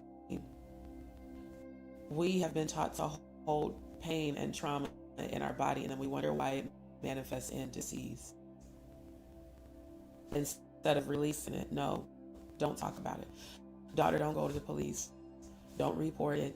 Let me just continue to count. We were already counseling with Bishop Jeremiah Reed because he got us that apartment right around the corner from his house. The house that I believe just got auctioned. I mean, so every time we would have arguments late at night, and he would call Bishop. I'm like, bro, I did not call him. It's like 1, 2 o'clock in the morning. Well, I just feel like the next thing you know, we getting on clothes, going over to his house, having counseling sessions, because I could not. I said, I can't keep going to church and sitting next to this nigga and trying to be normal when all I keep thinking about is this motherfucker on top of me, and how low key I'm so angry that I want him to hurt the way he hurt. And I know even feeling that way spiritually is wrong. And you want me to keep going to church and keep functioning and keep praying for people and keep going to the baptismal pool and keep sharing with people and keep singing in the choir and just keep going like this shit didn't happen, bro. And they wonder why the fuck I left in the middle of the night. I left at 3:30 in the morning from Iowa and drove from Iowa all the way to Atlanta, Georgia. I didn't tell nobody, not even my cousin, and I was close as fuck with her. I didn't tell nobody. I packed up that little car. What I couldn't fit, I left, and I left. I felt like I had to escape because I already knew if I told somebody, they would send somebody to my apartment to try to talk me into staying, because that's what they had did before. When they got wind that I was trying to leave, they would send one of the people I'm close with, like Leanne, like Maurice's grandma, or somebody I'm close to come by my job or come by my apartment, because that was also the benefit to them getting you an apartment, is knowing where you stay. So they'll just pull up. They'll just pop up at your house. I know we're unannounced.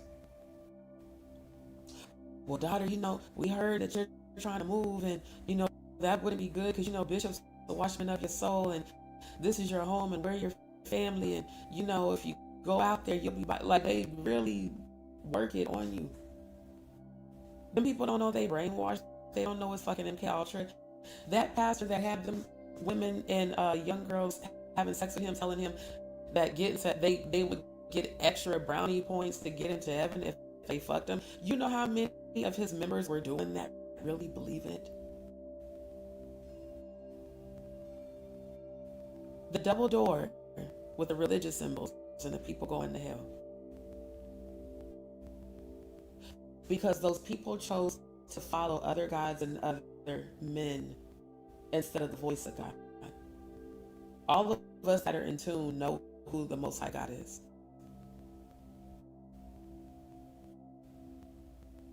The Most High God does not require sacrifice. I've been to heaven. The angels confirm that. That is a concept built on Luciferian and satanic church doctrine. Like, I've literally found the evidence of that.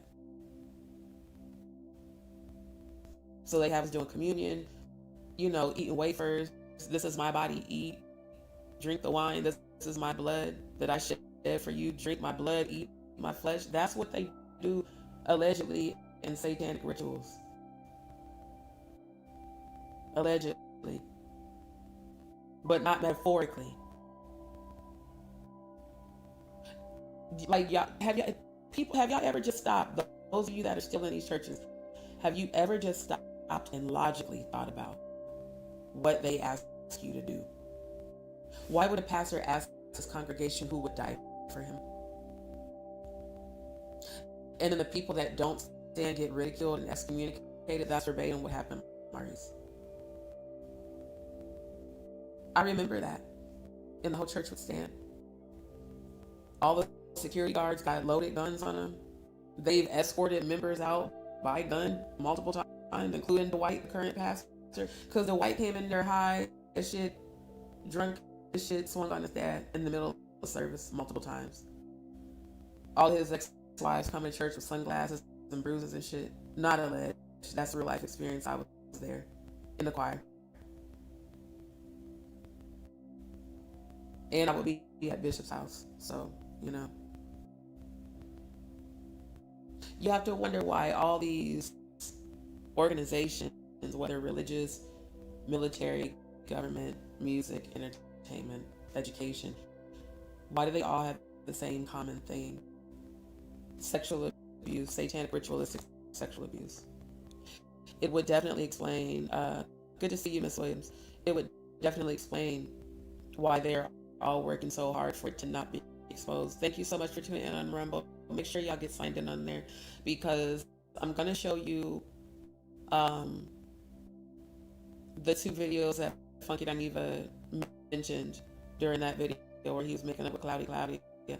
But I'm also going to show the screen recording of me analyzing. It's about 22 minutes and some change of the interview Sam Jr., Jaguar's son, had with Trafficking. And I paused it on certain parts. I didn't get a chance to insert the audio because I just didn't have the storage space on my device to edit it, download it, and render it. So this is the raw screen recording. There's been no editing done to this whatsoever. It's me analyzing this footage, analyzing the content for smooth cuts and for what appears to be AI altered editing. Because as an editor, you can catch the glitch like that. And I saw about 3 or 4 just in this 22 minutes. So it really can be both. It can be that everything Sam Jr. said is indeed actually what Sam Jr. said, and she still was using AI devices to actually edit the content, and that's why you keep having all these fucking glitches. Or you did try to AI that shit, and because you're not a professional editor, it shows up in the skill set of what you render and you actually play. In television broadcast, there's a team for pre-production that analyzes the raw footage. There is the team, the AV editors, which stands for audio video editors, where you literally sequence the content and you cut down a sermon that might be 3 to 4 hours into a 1 hour show. You have to have multiple 22-minute segments, and then the rest are filled with ads, commercials, digital marketing. That's why I know how to do all this shit, because I did it for the Apostolic Oneness Network. And my job was always editing, analysis, post-production, plus I also actually did the cuts. So, and I was a videographer and B-roll specialist. So I would capture the footage, then we'd go into the office building, and for days, and we did all this for free too. I need y'all to keep that in mind. They did not pay us to do any of this. You were expected to, whatever gift God gave you, you were expected to give it for free to God as they conditioned us to the church. The only ones that got paid were the board members. And I was in line to become a board member until I saw too much. And I had a conversation with Bishop Reed one-on-one. And when he told me that he was not going to do anything, it actually really broke my heart, because I knew right then and there I couldn't fuck with none of this shit no more. I told him, I said, I tried to go to the police here in Iowa. I tried to go to the police in Missouri when you sent us to Hannibal to pray them demons out of Robin Andrews Church. And they keep telling me that without additional people to come forward, there's nothing they can do. I said, and Bishop, these are kids telling me that they're being abused by not just Robin, but her daughter. And they're like, all the kids that's been speaking out lately that are grown, especially the ones where their dad and them, I tried to fucking tell Bishop Reed what y'all had told me. And he told me to leave it alone and said, they lying on Robin. And I'm like, Bishop, they not lying. I saw it in the 5D. That's why the demons keep coming back to her church. Like, we had to go to Hannibal down there every month. Sometimes, like, multiple times a month to go pray them spirits out of her church. This is like some real shit that they had us doing. Everybody who was like deeply spiritual and had gifts. So when you come from that type of an environment, that type of a community, and you escape and you get out and you talk, oh, it's people that want to come for your life and will. Some of the same pastors, deacons, bro, and sis will try to pull up on your ass, armed, like some little church mafia thugs and shit. First they try to like love bomb you into coming back, and then when you tell them you ain't coming back, Bishop Reed told me, he said, well, fuck you, you going to hell, I'm through with you guys, through with you, and hung up on me. The bishop said that to me over the phone, and I had a nervous breakdown at my job. That's how conditioned they have these people. They really believe they're doing God's work, not realizing that they are literally a cult following the leader and not God, and that is idolatry. That is something that the Most High God frequency is against. But the Most High God frequency doesn't deal punishment to us. That energy removes itself from you and now you're vulnerable to the entire darker realms. That is the space Jaguar has been in spiritually, because I've seen it and I felt it. And like I said, she keeps channeling me. The last time she channeled me, it was a weird ass premonition of her begging on her knees, crying for me to spiritually pray for her, for the demons. It was weird, bro. I was like, what the fuck? This motherfucker teleported into my dream. And I do still hope and pray that you do find your healing. But thinking that time will erase events, I'm a Scorpio. It's not about a grudge. I'm just never going to forget what you did. And not because it still hurts, but because of how it did hurt. And because I would never do that to you. Even now, I would never do that to you. Now what I am doing is investigating you. Just like I've been investigating Diddy, Jay-Z, Clive, and all the rest of them. That's the real reason people are mad, because y'all have witnessed and been on panel with me, and you see how far I did. But what y'all see is what I show you. You actually don't know how deep I go in the rabbit hole and how much evidence I have of shit that I have been holding and I'm still holding. Because my ancestors said, be still until certain events happen. But watch everything and everyone. So I just don't think that, Jaguar, if you're innocent, if you really weren't trafficking women for Diddy, if you really were not trafficking women to the safe houses like the one you tried to call yourself offering me, that definitely sounded like some sort of prison compound type prisoner shit. Nah, ain't nobody gonna be believing that your ass is innocent. If it turns out that anything in this Parham versus Combs case is real, ain't nobody believing that she was innocent. So I'm just wondering why you need $25K for legal fees, allegedly, if you're innocent. Finding the forgotten path. Thank you so much for tuning in, my love. Jag has a voice that many people listen to. She could use her platform to bring forth awareness on so many levels. That's essentially exactly what I've been saying. You could use your platform. When we were all aligned and we were doing all that positive shit, we were all praying together, supporting one another, having positive effort. Like when we were collectively coming together in a higher frequency, even times I would just pop into an offline family conversation on Instagram with my high vibrational music, and everybody off the rip would be like, oh, thank you, D, for bringing that energy.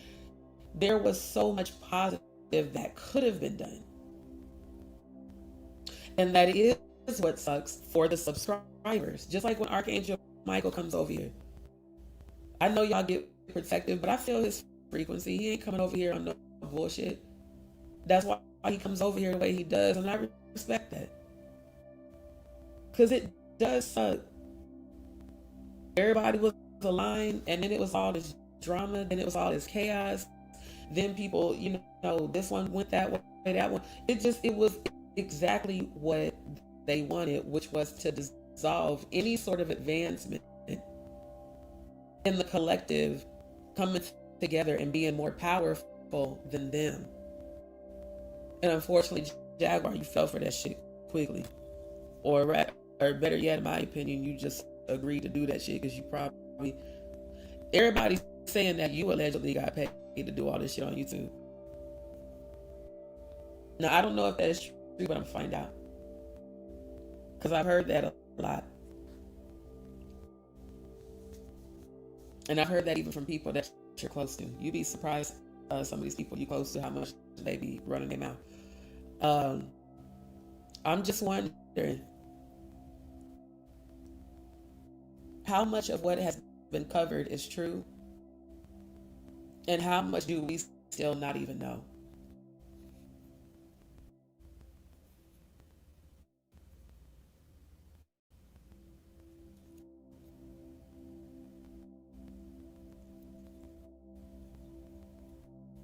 What I do know is that when we were aligned and I prayed for you, that was real.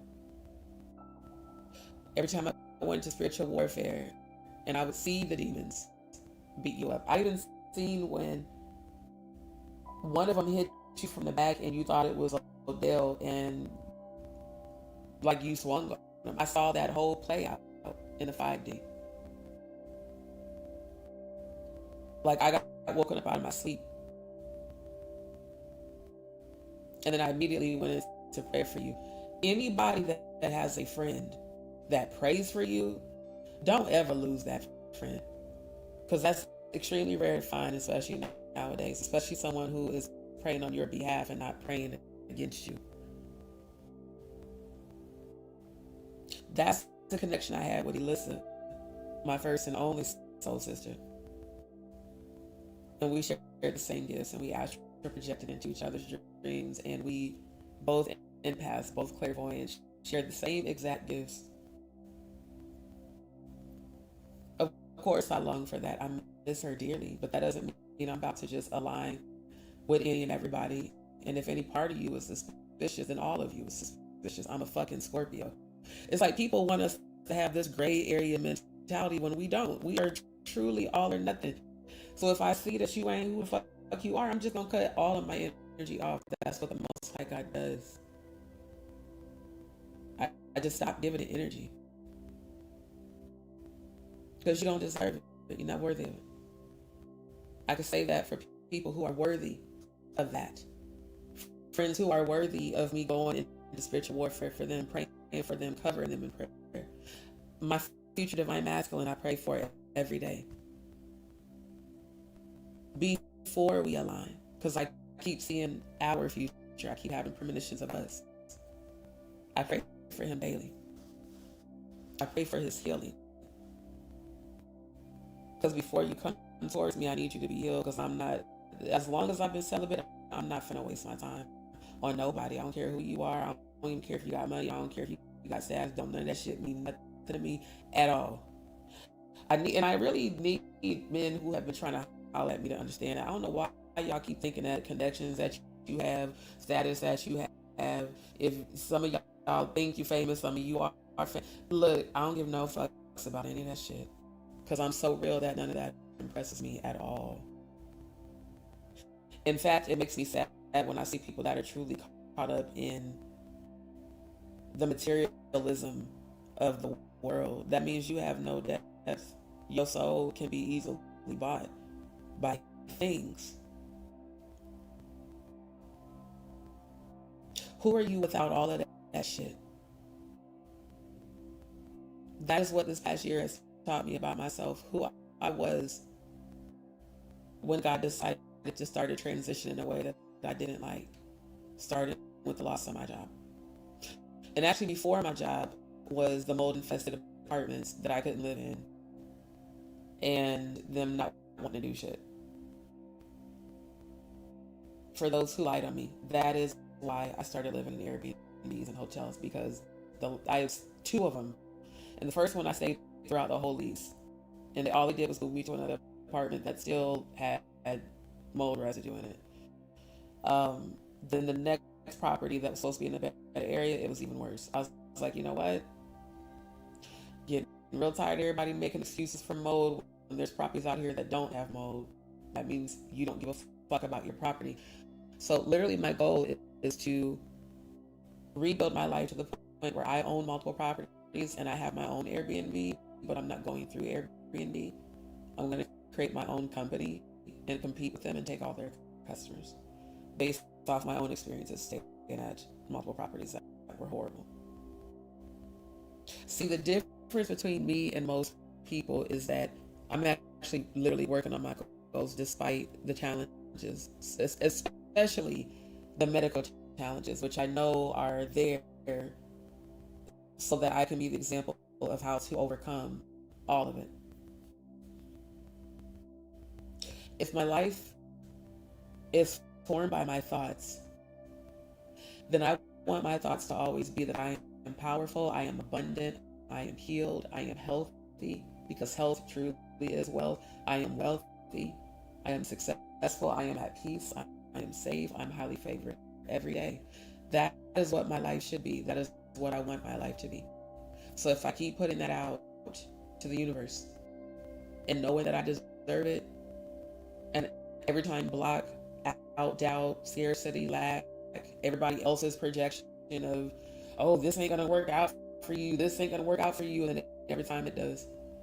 And the very people that said it wasn't gonna work out for you, when you let them know how it did, they just have this dumbfounded look on their face. How did she do that? Because I walk by faith. Because I'm learning the secret to life, and it truly is your own thoughts. No, you can't control what happens to you. Of course, a lot of shit happens. Like, they've been making shit intentionally happen that's out of my control on purpose. And I don't like it, but spiritually, I understand it. Because I have to be that person to, like, go through it and then tell other people, okay, X, Y, Z happened, and this is what I did to overcome it. Not X, Y, Z happened, and woe was me, and, you know, everything's just horrible. Yeah, I've had days like that. I've had days that were horrible. I've had days that I was discouraged. I've had days where I was pissed off. Guess what I did? I prayed. I got into my gospel playlist. I started doing more meditation. I started doing more positive affirmations and mantras. And guess what? All that negative energy left. So these are the things that when you are a true spiritualist, those are the energies you're focused on. Not let me stay in a constant state of controversy and chaos and drama just so I can get clicks and views and AdSense deposits and super chats and super stickers and memberships. Speaking of, for those who want to support this channel, because I don't use none of that shit, feel free to send a donation right now to my CASHAPP or VENMO.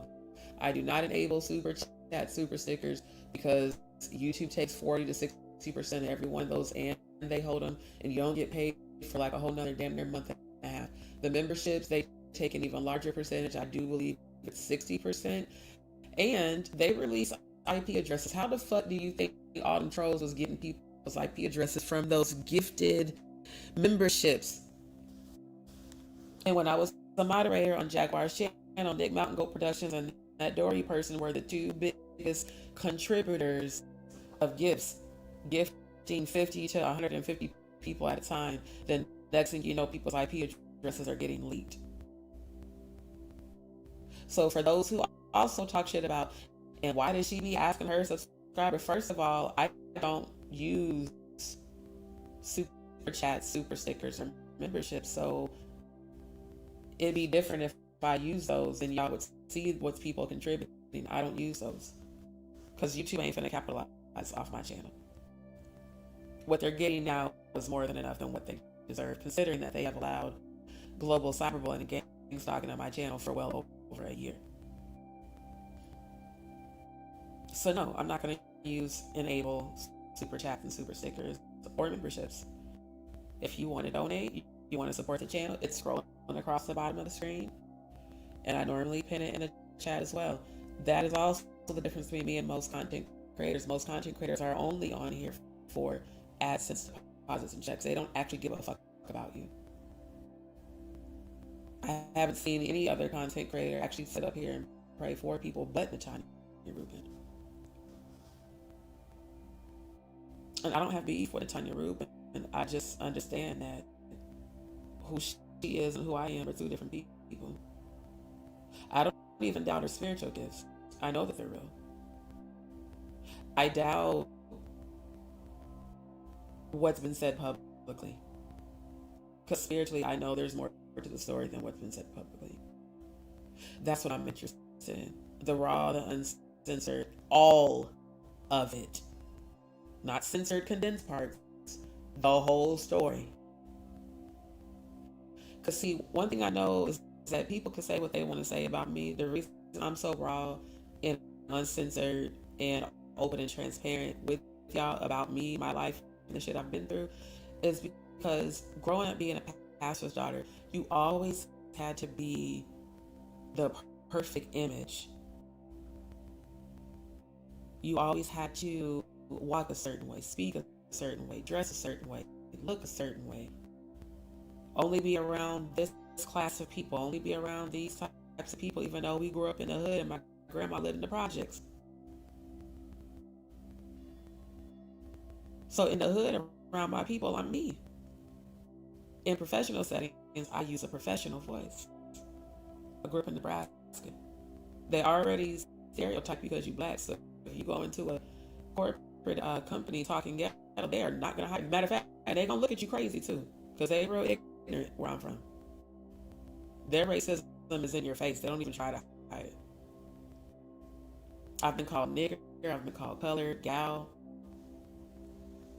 In this day and age, my bosses there. So when people are like, "Oh, you speak proper," well, in Nebraska, you kind of have to if you want anyone to take you serious. But then when you with your people, you be you. Anyone who is of melanin complexion in Omaha, Nebraska will tell you that. And most of us that have worked in corporate companies were usually like one of maybe one or one of three. You hardly ever see a black person as a boss or as a subordinate. So me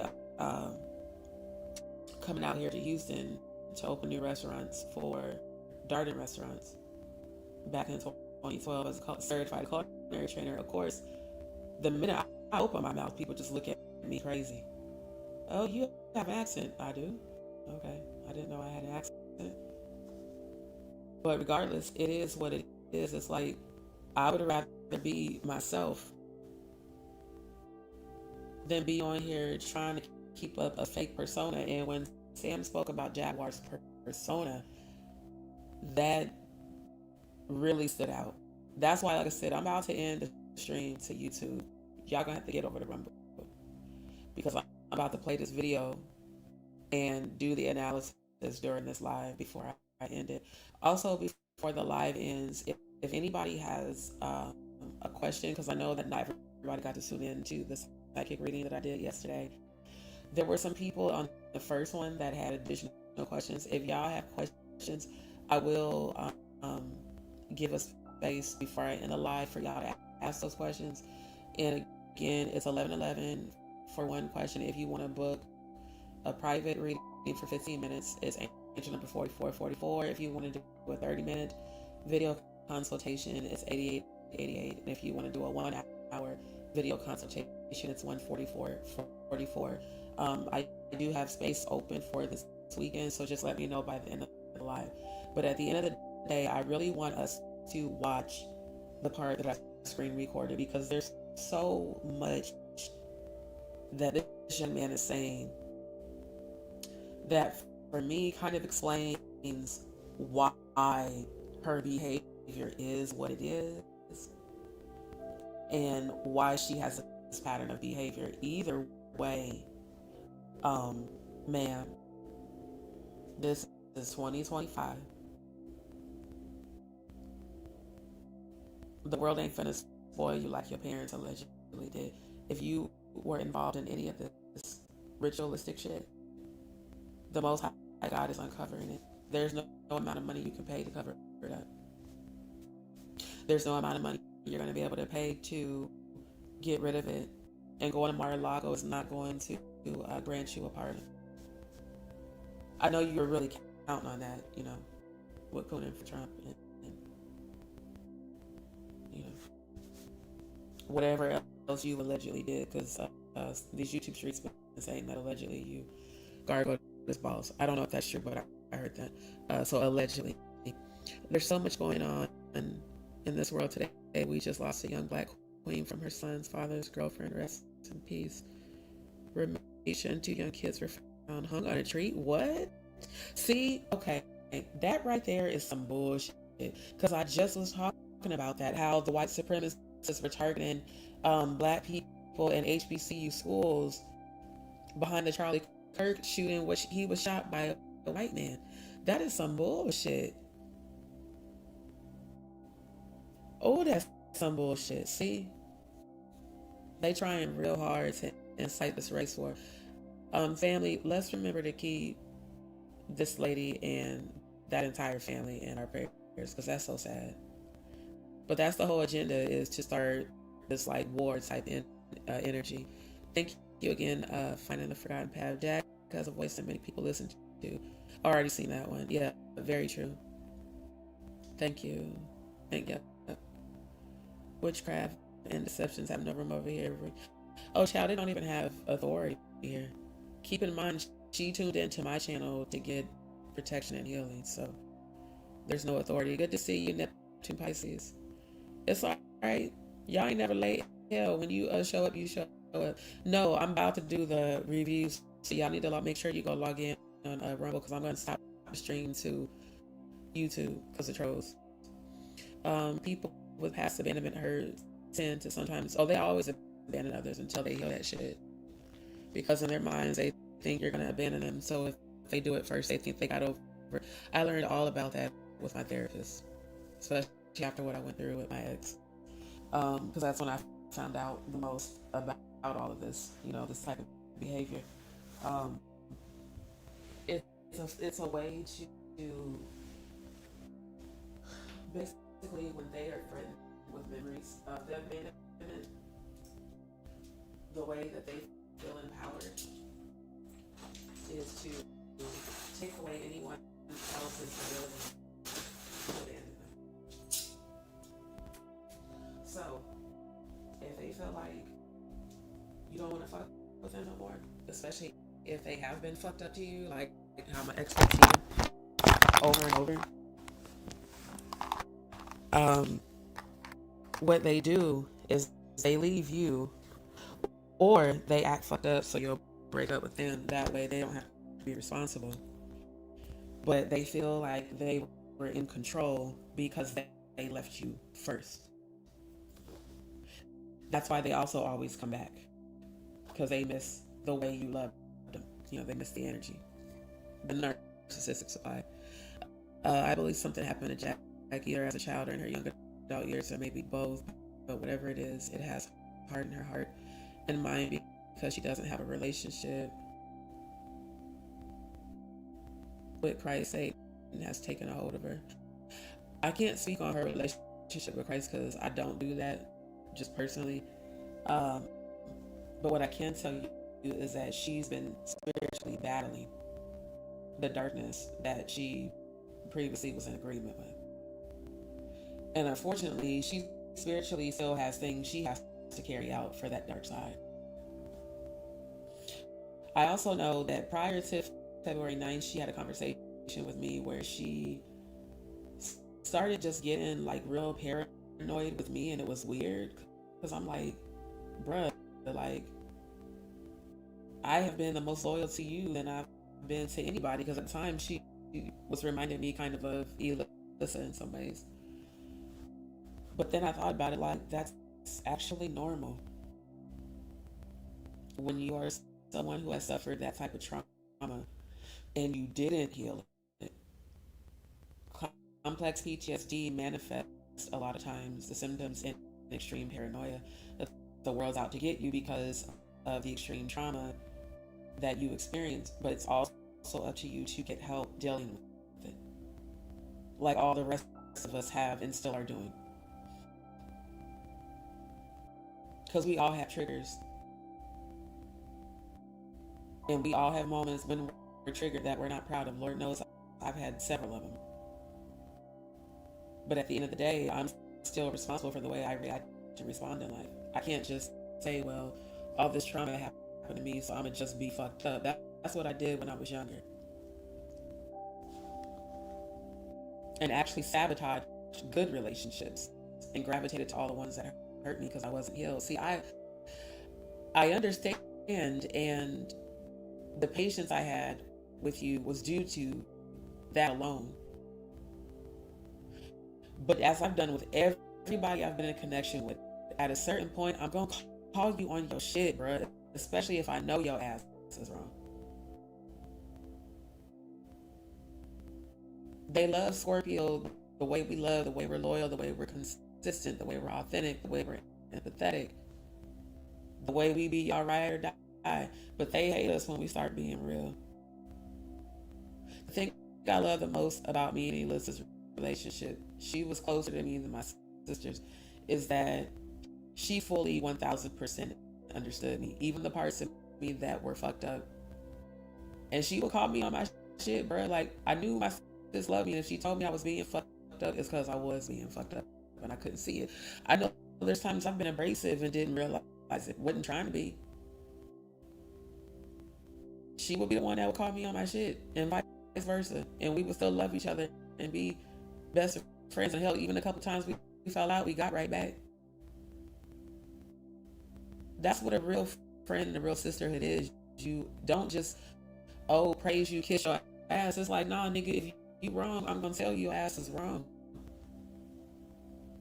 And if I can't tell you when you wrong, and I can you only fuck with me if I'm constantly praising you, that means you got a problem.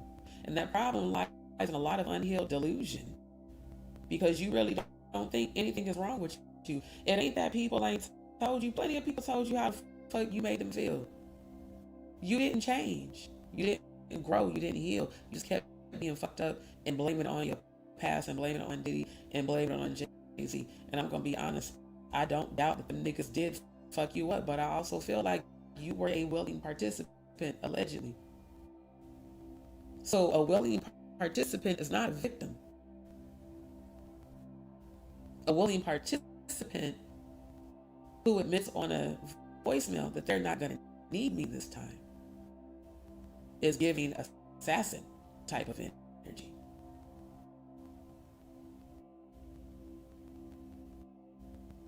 People who have never been gang raped won't understand that, how that trauma affected you. People who have never lost a child will never understand that pain. I know it from miscarriages. I've never lost a living child, like a child that was born a full term. Yes, my babies were living, but they were early miscarriages, early pregnancy miscarriages. The last one was 13 weeks. And I didn't know I was pregnant. That was traumatizing enough. So I really empathize with her pain of Giovanni, because I could feel it. Again, I'm an empath. I feel your feelings, especially if I'm spiritually connected to you. I literally feel every fucking thing you feel, and that's why I often need to be by myself, to cleanse myself of everybody else's energy I've been picking up on, or that are channeling me. When you started channeling me, I knew you were spiritually in trouble. And here's the thing, I can't, as a spiritualist, a high vibrational one, I can't allow resentment to solidify in my heart from what you did. If God says to pray, I pray. But if I don't hear the voice of God, I tune you out and I block your energy.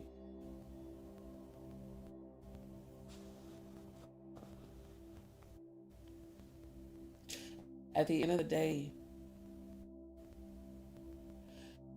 y'all, we're in spiritual warfare every day. For those who have not realized that in 2025, that this is actually us living through the tribulation the Bible speaks of, please understand you just heard it here on Just D Show. There's reason that certain of us, the chosen, go through hardship. It's not because of karma. It's not because God's punishing us, because God's building us. God is removing and realigning relationships are falling away that are not built on a solid foundation of trust. Any form of deception, I don't care if it's people I got love for and support. If them motherfuckers are deceptive, I told my ancestors, reveal that shit to me. I don't give a fuck if it hurts. Because I'd rather see that shit now than keep investing in your ass and behind closed doors you on some bullshit. Oh, hell no. You're not gonna take my love and goddamn support for granted, because I'll take that shit back in a heartbeat. That's what makes a Scorpio so ruthless. When you have grown and evolved, we're not wasting energy arguing with nobody. We will cut you off immediately and leave, and you will never hear from us again. That's what makes our love dangerous, because once the person feels it, they crave it. Our loyalty, they crave it. That's why motherfuckers steady keep watching my channel but say they hate me. I don't go watch none of y'all shit. I ain't gonna hold y'all. The last time I went to Jaguar's channel was when I heard that she was praying against Magic, the channel to get strike. Because I just couldn't believe that shit. I said, I know this nigga's not known. Sure enough. And she was dead ass serious. That's what made it more hilarious, kind of. Like, theatrically, yeah, because, you know, she's theatrical. It's just, it was extra. But the reality is, if you don't see anything wrong with that, that's a problem.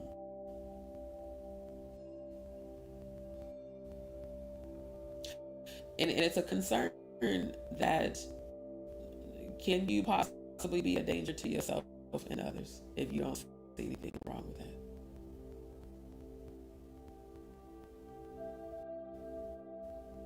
Did you try to send me to that safe house to traffic me?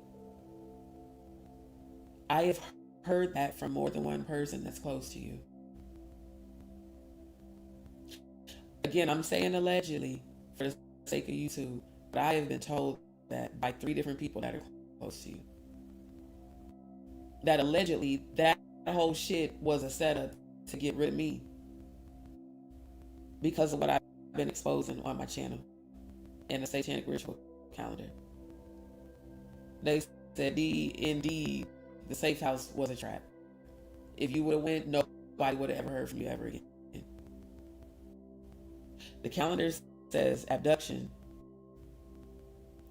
holding in preparation, ceremonial preparation for sacrificial victim. I don't care if nobody say, I still feel like Angie Stone was abducted and was part of the sacrifice. I feel like that offer she gave was a complete setup, and the reason the Most High didn't allow the meet and greet to happen is because when a person comes along and emulates exactly what they know you desire, it only takes a certain amount of time for you to see if their intentions are real or if they're full of shit.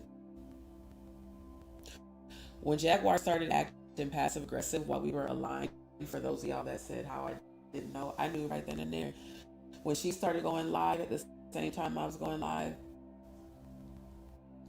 when she started doing all that crazy shit in the chat and saying it was Danny Robertson, and then I later find out those were actually her profiles.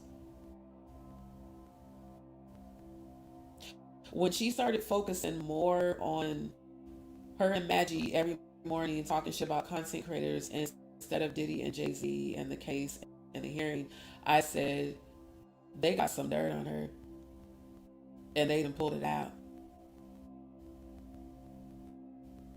Because everything went to content creator clout chase.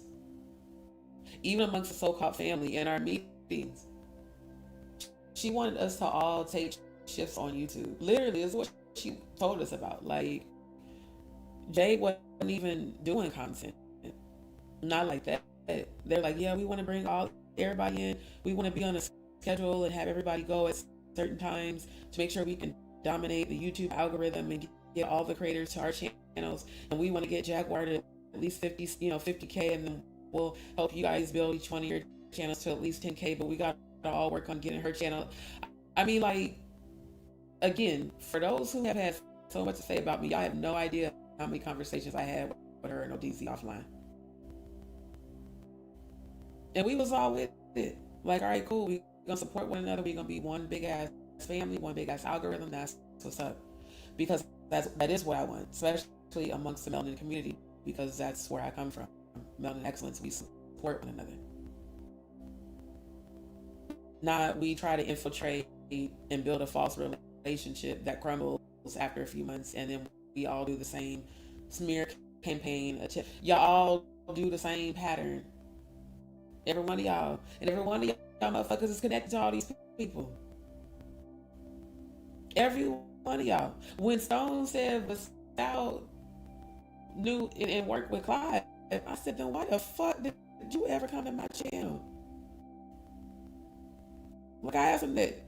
said respectfully, why did you come to my channel? Because if you go look at all of my past lives, you see me exposing Jay-Z, Diddy, and Clive Davis. And if Vasal was put on by Clive the same year Diddy was put on by Clive, why are you here? See, I have reason to question when your behavior starts to change. As long as your behavior is consistent, I don't got shit to question. But when you start acting funny and different and your pattern switches up, I notice that shit. I noticed it with Jaguar. I noticed it with him, and I've noticed it with certain subscribers that are still watching my channel and not engaged in the chat. I feel you every time you watch me. And I know you've been in communication and in agreement with other content creators that are in opposition of me. And I don't care. That's your loss. Because all of y'all have met my ancestors. And they're not done. As soon as I give you over to them, you in their hands. That makes life easier for me. I can release your energy and you, and know that at some point they're going to take care of you for me. So I don't have to seek revenge. I don't have to wish you evil or send curses or voodoo. I'm actually a person that removes those energies from people and have done it successfully for decades. But I don't do it for everybody, and I for damn sure don't do it for free anymore. Because it takes a lot of fucking energy to go into warfare. Especially when the host keeps inviting the demons back by constantly battling in your mind and giving them authority over you. When you know you're supposed to have authority over them, how do you call yourself a witch, Jaguar, but you let these demons have control over you? It's probably because they still have part of your soul contract. You know that contract all y'all are required to sign in blood, where you got to name a relative that you would sacrifice. Some of y'all have to choose 5 so that you can achieve certain degrees in certain societies, certain ranking. Sounds a lot like the Apostolic Pentecostal Church. They have a pyramid of the preachers, the progression from deacons to elders to minister, teaching minister, traveling minister, pastor, suffragan bishop, diocesan bishop, presiding bishop, superintendent,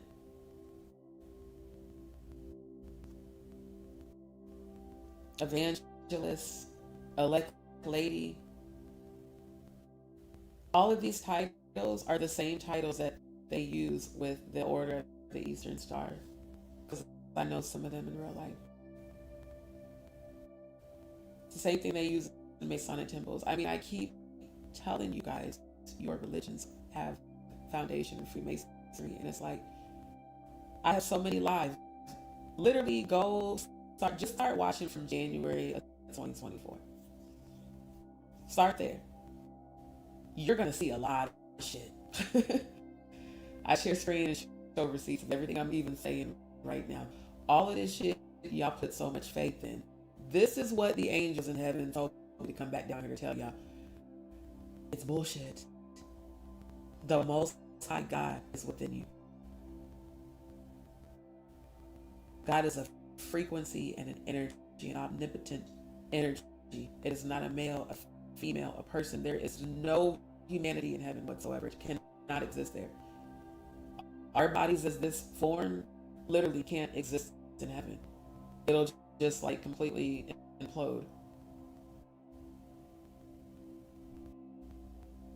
You have to be translated into a celestial body to even enter the lobby. So the things that they have told you about God and God the Father, I showed that about a month ago, how that originates from the Church of Satan's, their mission on their website, where they say you can pray to Satan. All the prayers start with God the Father. There's even a scripture that mimics the Lord's Prayer. So while you're saying that you're worshiping God, you may be worshiping worshiping a God,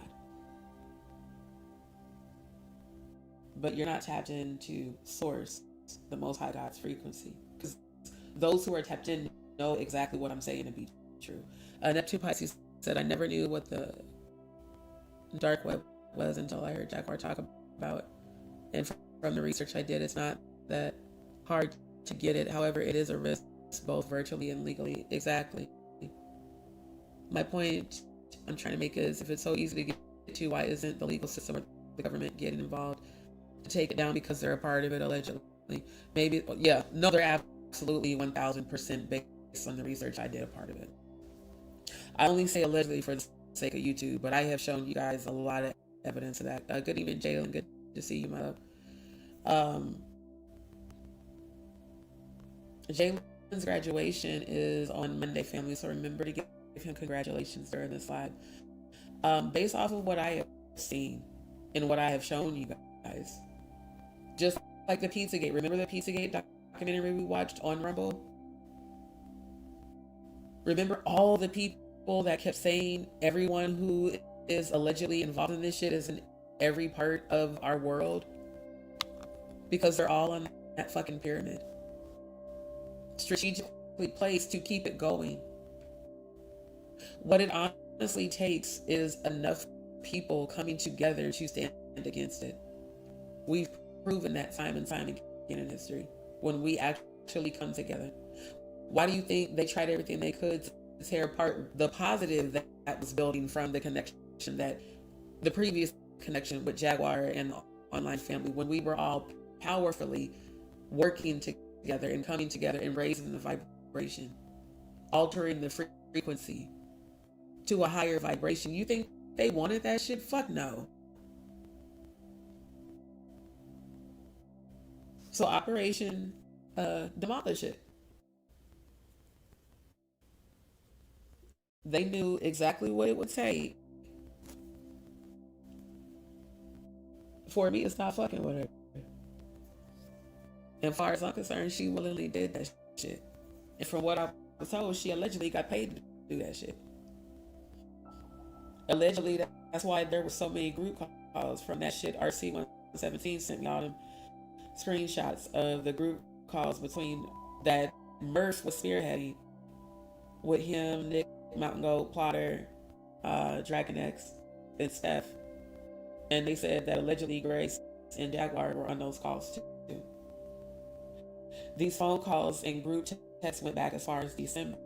And y'all know that's when we were all like coming together the closest. So that's what I mean. People say, oh, I don't think folks will do that much to troll. The fuck they won't. Y'all saw exactly what she did. And you saw exactly how I responded.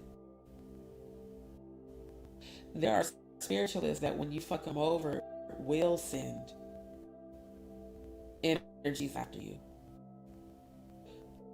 I'm the kind that's going to pray that you choose to heal, so that those energies that I know are coming, that you're attracting to yourself, that they don't overtake you.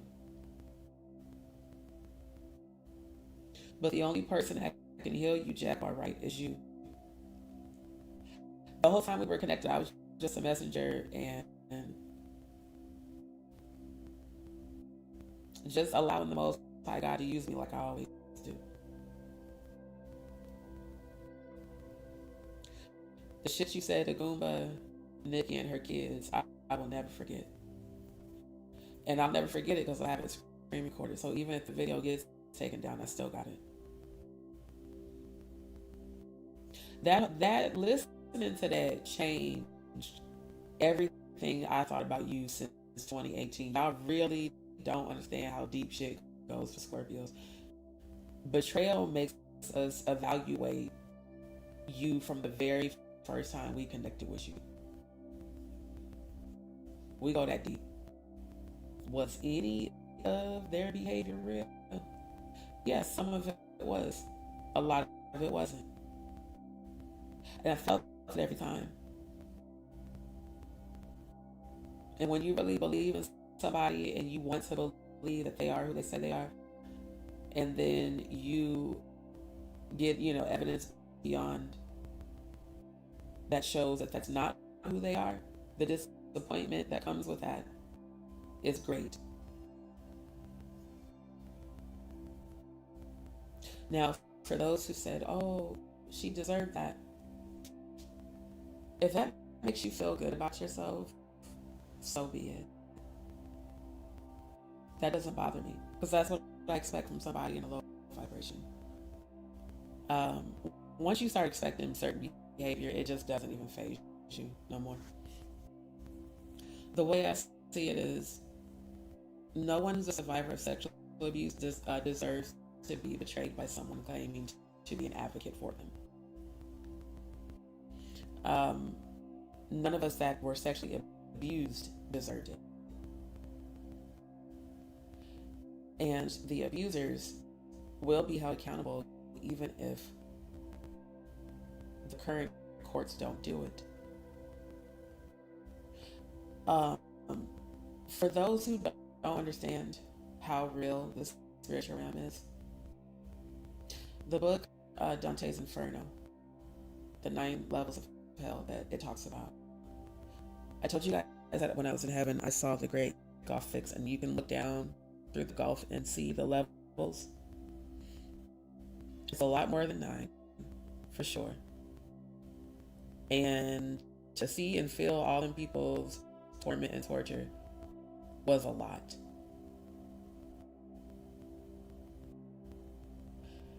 Even if they are not held accountable in this life, they will so be judged in the next one, so much worse. But based off of what I have continued to be shown in the 5D, all of these people who are actually guilty are being held accountable this year and going into 2026. There is no connection or money that's going to allow you to hide anymore. That's going to cover for you anymore. You guys have been covering for one another because you all have dirt on each other. We're not dumb. We know that. I've been knowing that. I knew that shit when we were aligned. I just didn't say shit. See, Scorpios, we're very, we just know how to lay back and allow people to hang themselves. We know it's coming. Sometimes it still shocks us when it actually happens, but you know it's coming. That premonition I had of the conversation that took place on February 6th occurred on February 3rd. I woke up from a terrible dream that felt so real, and it was all this demonic, oppositional, negative energy. And I saw Legion feeding off of Jaguar in the spiritual realm. And I just was like, so she's gonna give in to the darkness and betray me. Okay. It was within a couple of days that she started calling me saying she was being investigated for a grand larceny scheme. People were accusing her of doing fundraising scams on YouTube and shit, allegedly. And she had to, figure out how to get rid of that. She's like, because all it takes is one person on YouTube to say that I was caught up in another scam, and then they could lock me up. And I'm thinking, like, where the fuck is all this coming from? Like, what is she talking about? And then next thing I know, she's like, and that involves you too, D. And I'm like, it involves me? I ain't in no damn fundraiser with y'all. I was like, what is she talking about? She's like, well, Bliss Forever. And I'm like, Bliss Forever came from your channel. She was a Jaguar.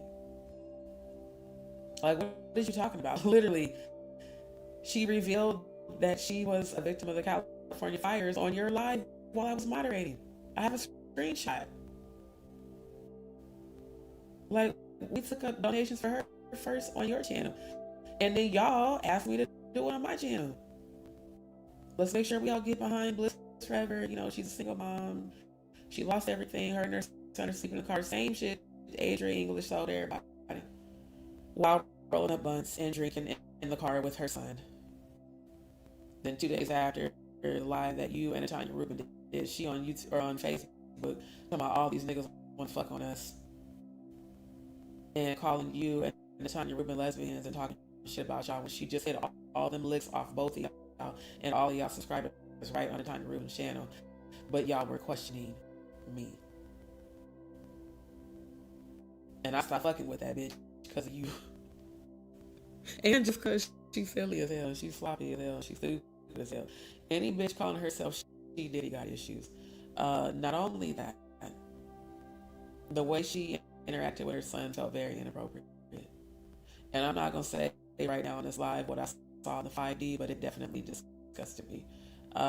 There are some people that see their children as an opportunity for a come up, even if it means exposing them to people and environments where they know and have witnessed other people be abused.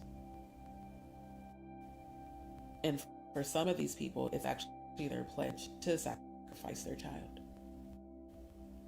So when that conversation came up where a lot of people have been saying that Jaguar allegedly sacrificed Giovanni, and initially, of course, it made me angry because at the time I supported her and because I lost 5 babies.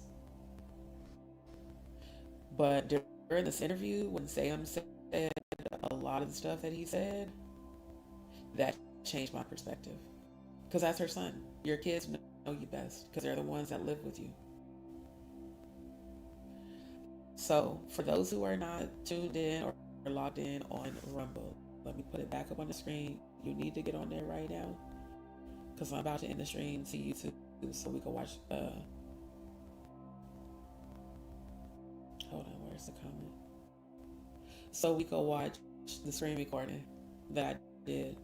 Like I said, it's about 22 minutes of Sam Jr. talking with Trash K.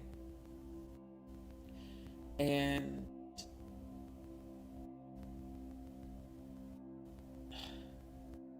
it's crazy how a lot of shit he says confirms a lot of things I experienced offline and a lot of things that I heard from other people that I used to not consider what they said until that Goomba shit. Then I did start considering what these people said, including she called Sean Davey Way, Sean Monkey Way.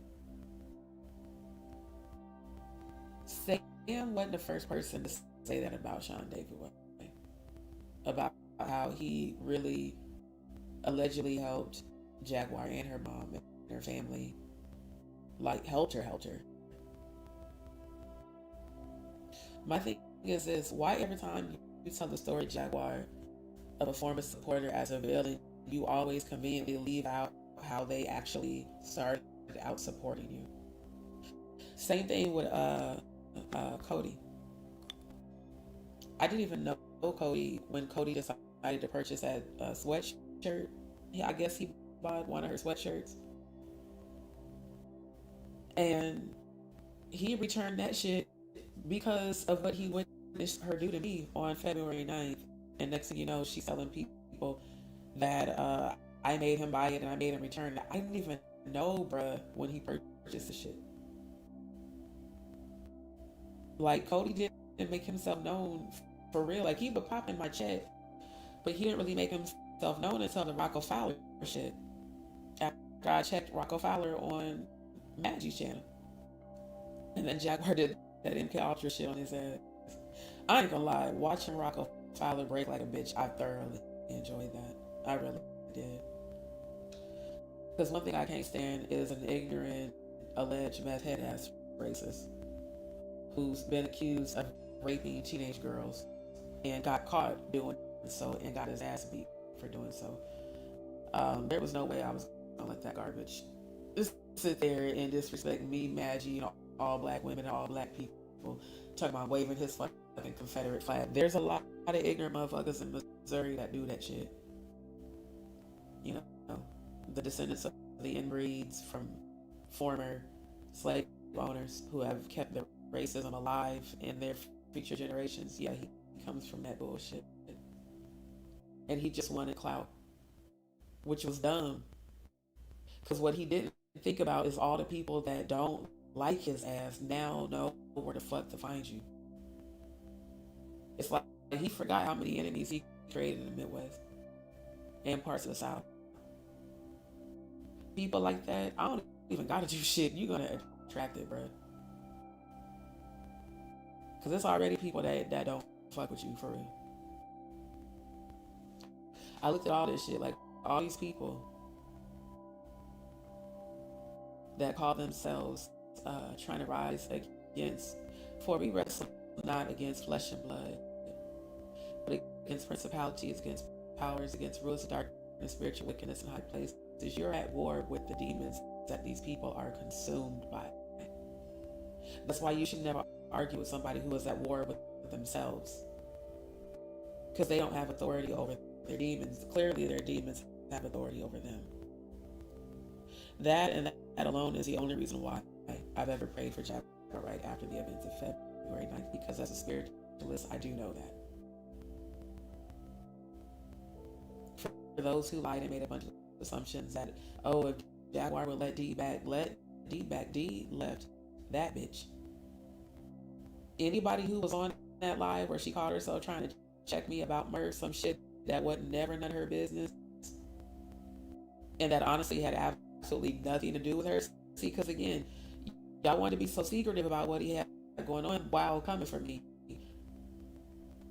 When I heard Maggie or somebody say he had a lump, yeah, Maggie said it during the live where she was calling herself trying to bully me and shit too on her channel. D, he has a lump. Okay, why did nobody tell me shit if I'm part of the family? If I'm part of the family chat, the family group? Because motherfuckers was in Discord plotting and planning and talking shit. They were doing group calls and group chats, making plans and talking shit. That's why I was left out of the loop on a lot of shit. If it wasn't for y'all telling me in the chat that Bliss Forever did a fundraiser on the Tony Rubin channel, I would have never known that. Because I watched her channel sometimes I didn't, because she's older and it'd be boring for me. But I didn't know that they had a fundraiser for her until y'all told me. Then I went over there and looked. I said, oh, get the fuck out of here. So right when you said you was going to try to do a fundraiser to help me in my circumstance, you were already doing one for Bliss Forever without even inviting me to it. And then you want to turn around and blame me exposing her on me? I'm the one that found out the bitch changed her damn YouTube shit. She changed her profile photo, her name. She even changed her YouTube tag after she basically made her rounds. And I donated to her. Why the fuck would I donate to somebody who is scamming me and everybody else? That's dumb. Especially in my current situation. I wasn't even in a position to give no fucking money and did it. Because I really believe that she had lost all her shit in the fire. Like we all did. So a bunch of us, that's why I was telling her, I said, man, a bunch of us donated to her. What are you talking about? Well, I'm just saying, you know, she was over there on your channel collecting donations. I said, in Jaguar, we started on yours. And as a moderator, I was checking people saying we was scamming. We was posting Bliss Forever's cash tag. We wasn't posting our own. I was like, we having people send shit, and then fucking guess who just magically appeared to help her create a PayPal? Nick Mountain Goat Productions and Debbie Donaldson. Both people who are in the UK. Both people from Sean Atlas. Both people from Jaguar's channel. That's why they tried to get me to take all them fucking lives down. I'm not taking shit down.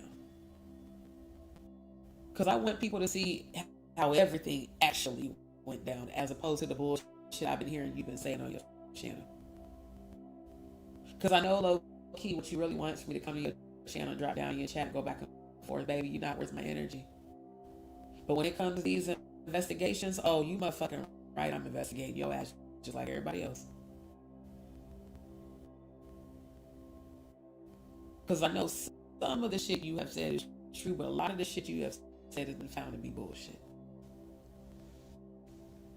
And the things that your son said, for those that were in the comments making negative remarks about her son, shame on every last one of y'all. Making fun of that boy because of the trauma he's endured and how it has affected the way he communicates is not cool. Think about if it was your kid. That shit actually really pissed me off, seeing a bunch of grown ass people going in on Sam, like, bruh. Now, he says he doesn't have autism. He appeared to be displaying symptoms of those who have been diagnosed with autism.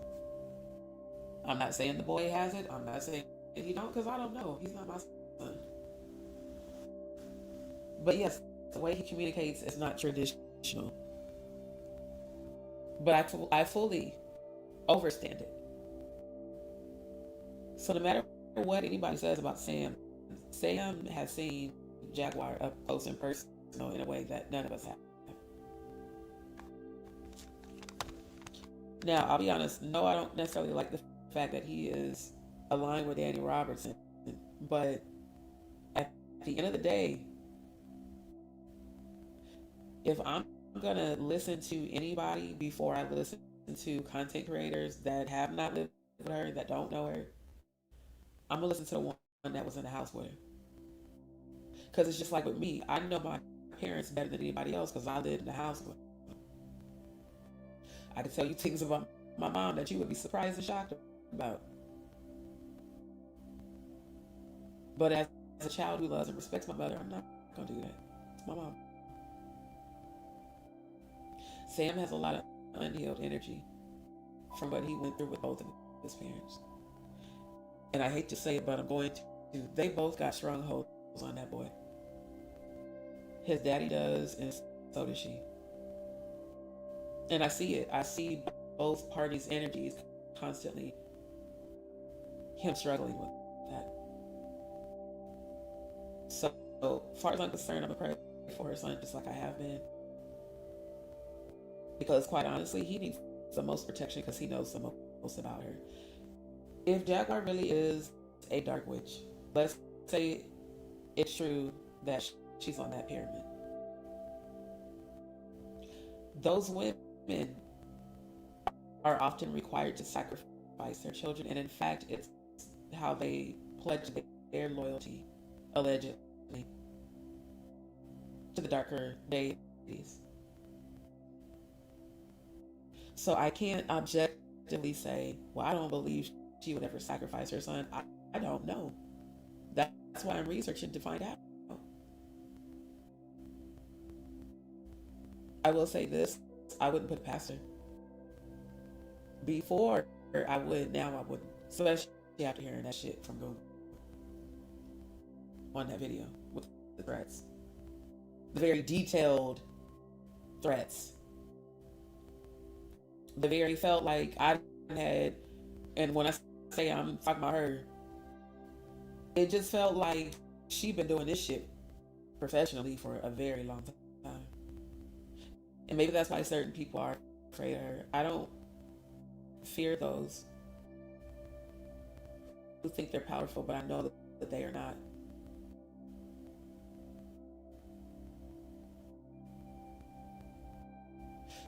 People want you to think and live in a state of fear of what they think them and their connections can do, not realizing that they don't even know who you know, who you're connected to, who's watching over you, who's looking out for you.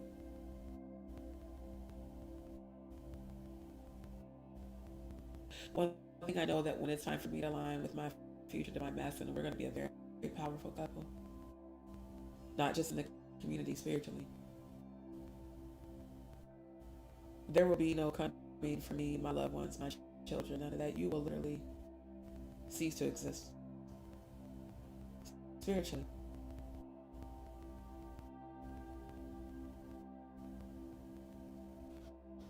The best thing you could do is get on the Lord's side, the Most High God. But if you pledge to certain deities, you can't run to me or anybody else to escape. You have to barter with that deity for your soul back. And they don't usually do returns. It's not a store, it's your soul. Once it's sold, it's sold. So if you are forever bound to that deity, then you have to carry out certain bad things, as you said during lives, how again, they make you do a bad thing one time and they hold it over your head and they make you do it again and again. And then when you say no and when you don't want to do it, then they come for you. I 1000% believe you on that, Jaguar. Because I've seen that happen to several others. However, because at some point you allegedly were a willing participant, that empathy that I normally would have, I don't. Because even if it's true that they coerced you or you had to fulfill a duty, that's a choice that a mother made with one living son still and one already gone. And so much trauma in your energy, in your chakras, in your mind. That MK Ultra they did on you years ago, honestly, is why you are the way you are now.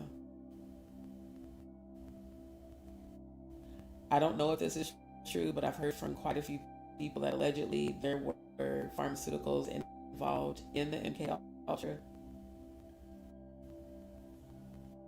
and that certain people became addicted to those, and that's why they kind of act the way they act now, because they're allegedly going through withdrawals. All of that could be true, or it could be bullshit, or it could be true. Healing is a choice. It's a choice I make every day, even on my worst days. Because I don't want to be how I used to be when I was unhealed, and I bled all of my unhealed energy onto all of my exes. I bled all my unhealed energy on the people that were good for me, that I ran from, because I was so used to toxic.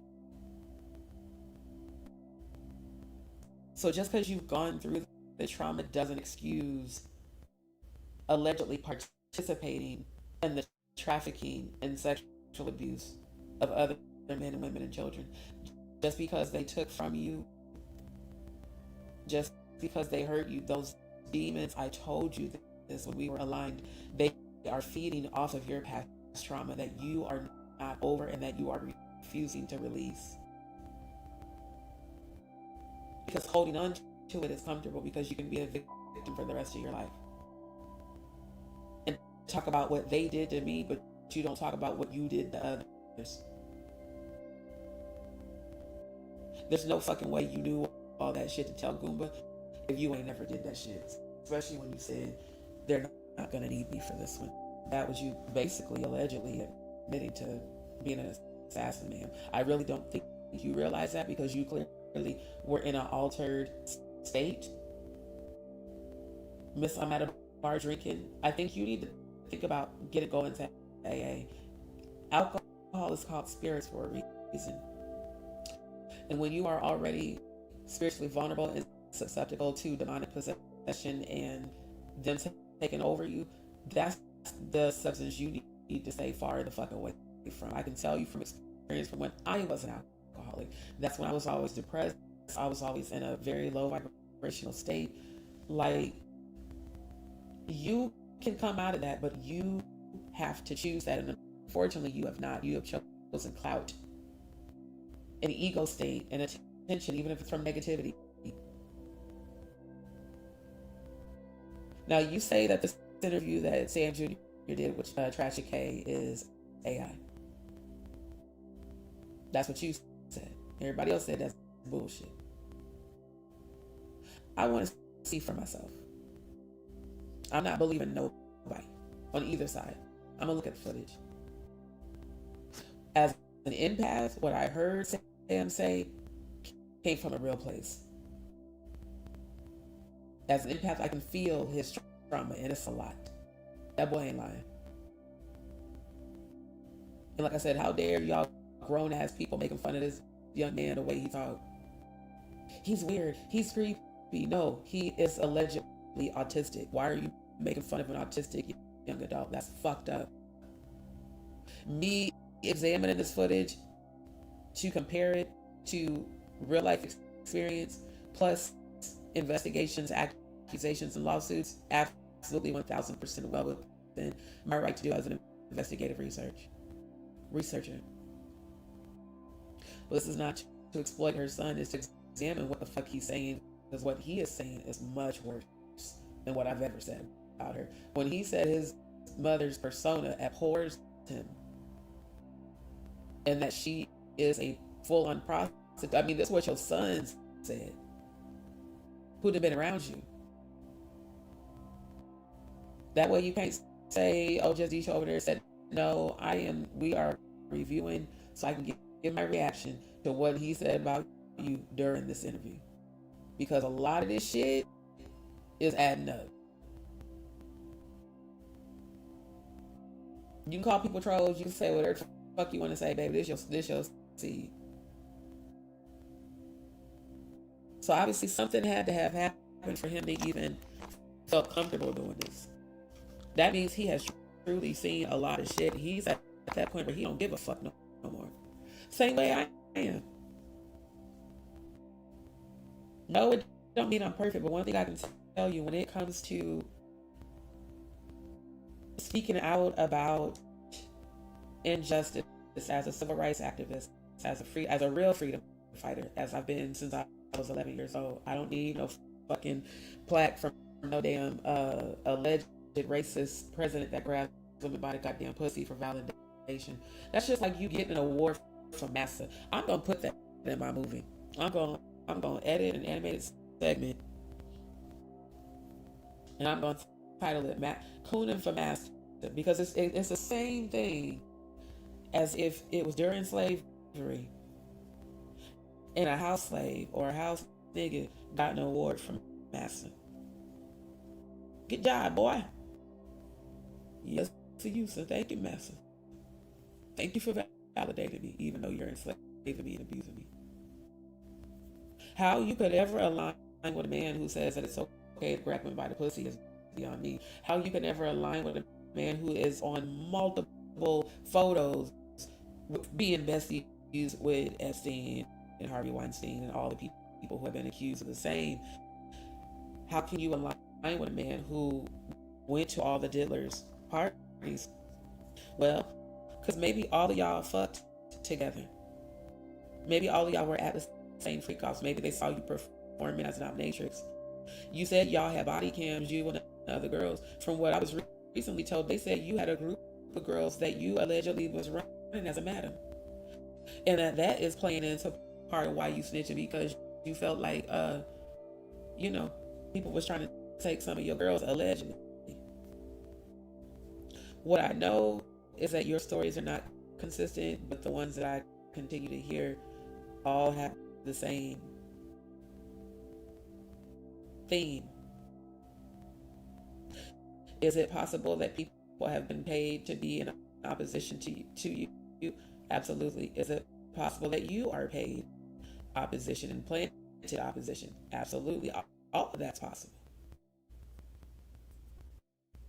They could be using you as a pawn while still fucking you over as a pawn because of what you are allegedly spiritually in debt to them for, which is yourself. So long as you breathe, you got to do what the fuck they tell you to do. Even if it means hurting the people you love, sacrificing the people you love. So me now having that perspective of you, you're no different from Diddy and Jay-Z to me. I'm just being real. As far as I'm concerned, you just like the niggas. You're just good at distracting people with your storytelling and your theatrics and all of your antics and clout chasing and all of that. But don't think for a second those of us who have been following you didn't notice the pivot, because we all talked about it behind closed doors. Like, have all of y'all noticed she ain't been exposing Jay-Z and Diddy no more? You was doing all them lives with me, doing all them lives on your channel, doing all them lives with ODZ, doing all them lives with Magic. And with Magic, it was just always y'all being fucking messy and being like typical insecure, overweight, Napoleon complex type females. You know, the ones that they like you because they see something in you that's not within them, but then they hate you at the same time because they see something within you that's not within them. It's that bipolar shit. One minute you fuck with me, the next minute you don't, and for no reason, because all I did was support you. That's that shit where you need to go heal. When it's your son speaking out, you need to go deal with that. I tell you one thing with losing my father, you never want to lose a loved one not having, with the last conversation you had, not ending on a good note. Because you will always regret it after they're gone, because now you can never correct it. So at the end of the day, if your son has had all this to say and he felt more comfortable going to Trafficking than you, I gotta call you out on that. That speaks volumes. Because one thing with my future children, I always want them to feel like they can come talk to me no matter what. I don't care how bad it is. I'm your mama. I'm gonna give you an objective perspective outside the fact that you're my child. I'm gonna tell you if it's right or wrong, and I'm gonna try to point you in the right direction. But I know you got to make your own decision. Like, that's how I am with all of my nieces and nephews. I love them all, but you can't control what they do when they're grown. They're gonna do what they do. And a lot of times, if a child waits until they grown to start speaking out, it's because you didn't let them do it when they was a kid. Here's the thing about y'all parents. Y'all get so mad when your kids grow up and start speaking their truth. Well, why you gotta be talking about that? Why you gotta be spreading the family business? Why the fuck do you want me to hide? Why do you want the relative to be silent? Is it because you was in on the shit too? Y'all know a lot of these parents be sacrificing their kids, especially if they don't get a certain amount of money or a certain level of fame. Imagine selling out your seed that God bless you to carry for fame and money on a planet that belongs to the fallen angels that are already condemned. They know that they're condemned. That's why they want your soul, so that you can go with their ass. I keep telling y'all what they showed me in heaven. Lucifer and the third were hurled to this planet. And all the other super earths, because they did reproduce and shit with humans when they came down here. At the end of the day, you're either on God's side or you're not. It's God making the separations right now. If a relationship or a connection is ending, let it. Do not revive that shit. I don't care if when people come back and apologize. I don't care if they boo-hoo, cry, beg, plead, because that's what I seen in the 5D when you had channeled me in the bathroom. And I was like, what the fuck? And begging and pleading in the 5D, please come rescue me. No ma'am, no ham, no turkey. If you choose darkness, you got to deal with the consequences of that. That's what the angels told me. Don't pray for nobody that chooses darkness. Let them get out on their own.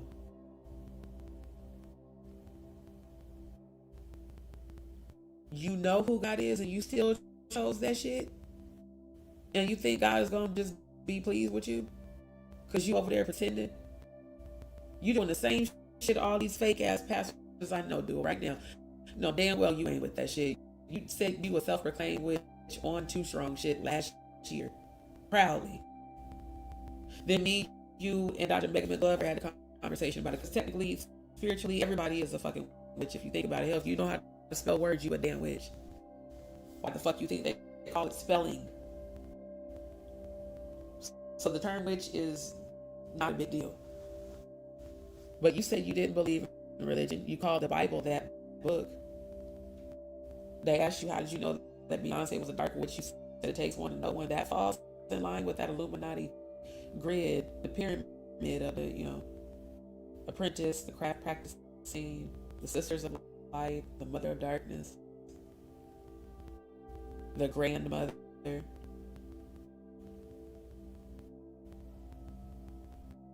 that oversees children being sacrificed when another one is assigned to an Illuminati family.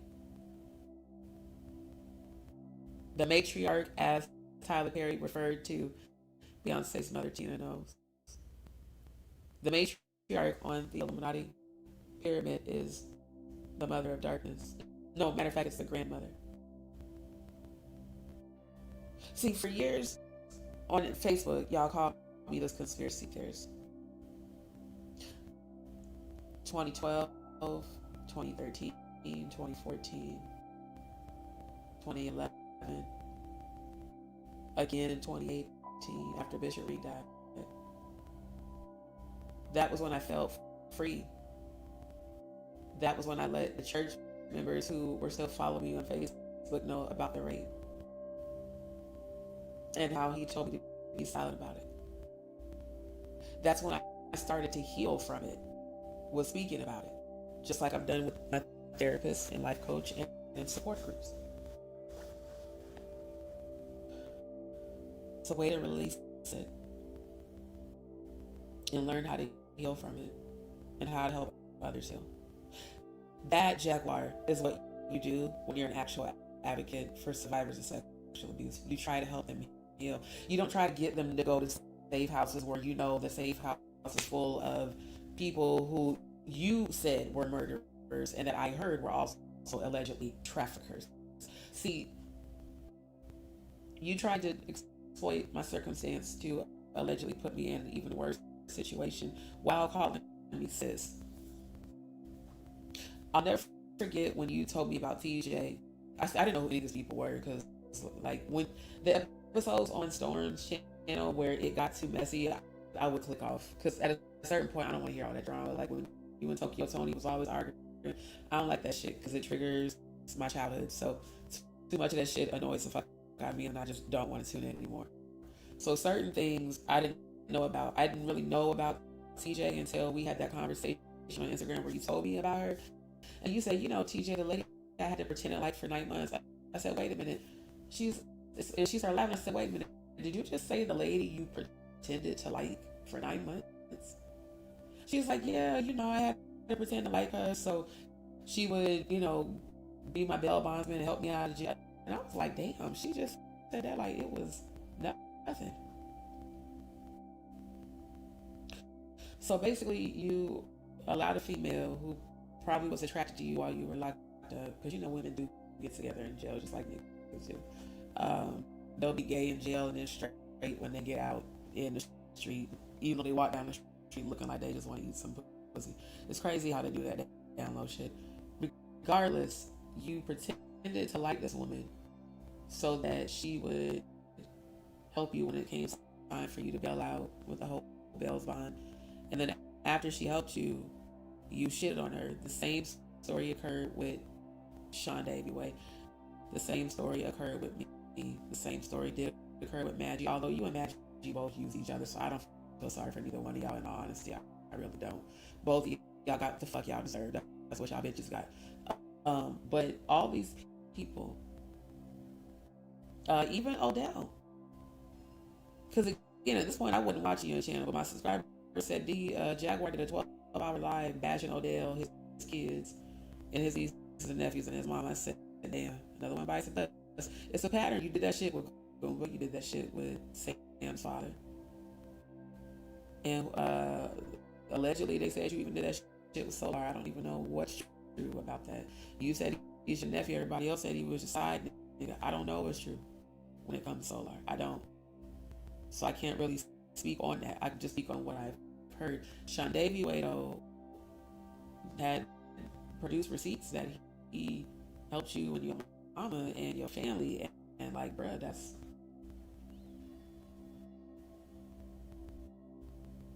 so it gives me a different perspective of these people. Now, personally, I don't care for his content. I did try to go watch it when you first told me about him.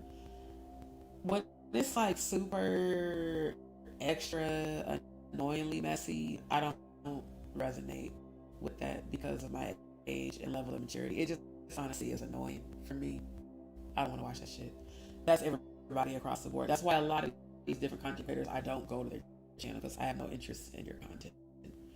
We're not in the same frequency. So, but then after all this shit came out and I'm seeing it for what it is, I said, okay, there might be a lot of truth to the shit he's been saying about her. Although messy and no, I don't like it, doesn't mean it's not true. Hearing Sam's account of his life experience between living with his mom and his dad, honestly,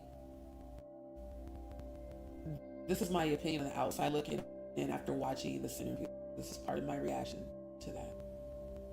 It was fucked up for Sam Jr. on both sides. So he has double trauma from both parents. Double childhood, unresolved childhood trauma from both mom and dad. And no real person to guide him, nothing but opportunists from YouTube leeching onto and attaching themselves to him. And that's what's even more sad. Now, Trafficking said her and his dad was close, and complimented his dad's looks, which you and your husband must just be together. Y'all must be one of the couples that's just like roommates, but not really together. Because the way you was lusting after that man while looking like a whole butch lesbian was very confusing for me. And then also, you have a husband. I guess because I was raised in church, it's real disrespectful to disrespect your husband like that by constantly drooling and lusting over a man that you're close to. It's given, did y'all fuck at some point? Or do you want, it's definitely given you want to fuck Sam Jr.'s daddy. Just trash. Okay, if you didn't know that was energy you giving off, I'm telling you giving off, I really want to fuck him, or maybe one time possibly did way back in the day, and I just been crazy ever since, because I haven't even seen your face light up like that. That's speaking about your own husband. It's just my opinion. And sometimes, you could really enjoy a person's presence without sex being involved, but again, at heart, the way I was raised as a church girl is that if you marry, you don't be lusting after other men, and you for damn sure won't disrespect your husband by publicly saying that shit. Like, I just was like, wow, okay, so what's the dynamic of that relationship? Because it's definitely feeling more than platonic, at least from her end, for sure. Like, she seems to be extremely thirsty for Sam Jr. And everybody has their type. Me personally, that's just not my type at all. Because I like niggas that are thugs, but also, have class, and they know how to be class in classy environments, but also is a thug nigga at heart. So the overly anal, retentive, bourgeois, boule types ain't my type. They're the type that I low-key just be looking at kind of funny. Also, the other thing I noticed is why does CKED dress like a lesbian? Like, is she bi? Is she just like a silent? Because she dresses like a bulldog, but she's married. So it just makes me wonder, like, are they poly? It just seems like she eats a lot of pussy by the way she carries herself. I don't know if it's just me, but I feel like maybe she does. Neptune says, as much stuff Jaguar has said about her first ex-husband, I'm starting to think now that her first ex-husband was the best parent out of him and her. The reason I can't say that is I felt that way before today when I watched part of this interview again. A young man going through both parents and not being able to provide him with a consistent place to live always produces abandonment in any child, whether you're military or not. Like my family, we moved around quite a bit after my grandma died. I remember when my mom had to have her dental surgery, because like this gum disease shit definitely runs in our family. My mom had this shit too, where her teeth shifted like mine did. I just got to get all of that taken care of. But regardless, like when she had to have her dental surgery, we had to stay with different people at the church that she was close to, and luckily nothing happened to us. But some of my other friends, shit did happen to us. So it's like, I know what that feels like as a young child when you can't really be in a consistent place with your mother, because all children want their mother no matter how old you are, because that's just the bond of a mother and child. So when that child feels like they are constantly displaced, it produces a sense, like he said, of temporary type of energy. Like, well, I know I'm not going to be here long, so I may as well not get used to it. That's also why I've always been like this popular loner, because I never really wanted to get too attached to people in case we ended up moving. And all the times that we moved, it wasn't because of that, but there was situations where my mom was faced with that. You know, she was a single mother with 4 kids. Luckily, the church that we were a member of, people were supportive. You know, they would be like, okay, we can say, you know, like one family took us one day, another family took us another day. Another day, my mom's friend came over and babysat us. Like, that's what's supposed to be the point of a church, is being a part of a community, like a family, not being a part of a cult where they brainwash you and allow sexual abuse to go on, and satanic sexual ritualistic abuse and dark magic to go on, but then are telling you that you're praising God, and that the more money you give, you know, the more God's gonna bless you. The more you come to church, the more faithful you are, the more easy it'll be for you to get in heaven. What people don't understand is that when you grow up in these communities, you think that this is real. Because again, it's a community, and it's all you've ever known until you come out of it. That's why they work so hard to prevent you from leaving. That's why they try so hard to get you to come back if you do leave. They don't want you leaving the cult that they call a church and exposing what's going on inside of it. And if you do, they try to vehemently try to get you to come back, or they pursue you and threaten you that they're going to come after you, or they're going to come after your family. The same exact shit every fucking victim of Diddy's has said.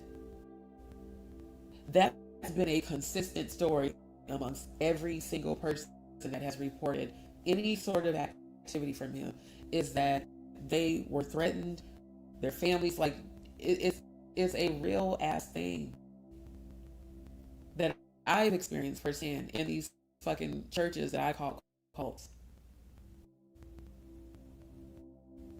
So it's like, when there's people outside of the community that I come from, who we all share the same experience, that can only lead to one thing, that there's an even bigger ring of people that are doing this, and there are people that are supposed to hold them accountable that don't, because they're also a part of it.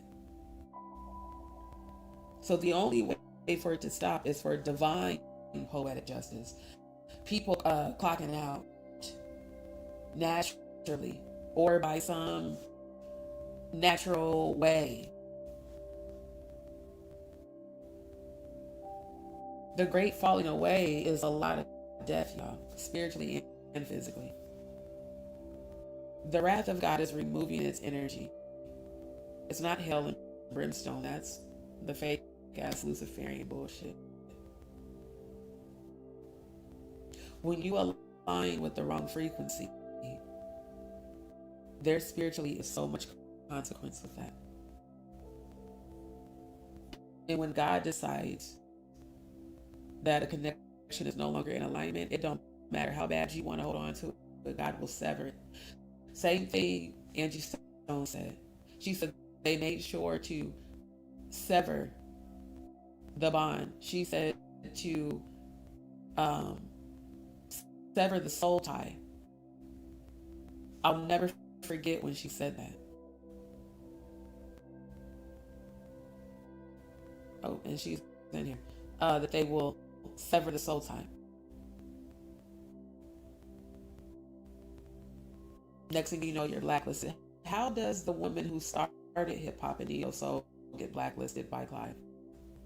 How do you take D'Angelo and tell him that allegedly he can only come over to J Records if he stops dealing with his baby mama who brought him to you? How does that work?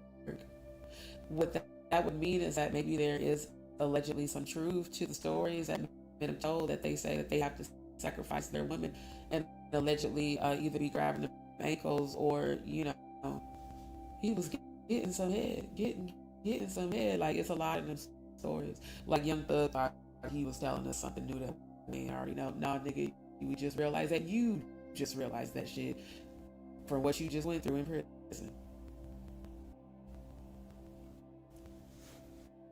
It's a lot of rappers out here, but y'all would be surprised is other rappers bitches, and they own corporations.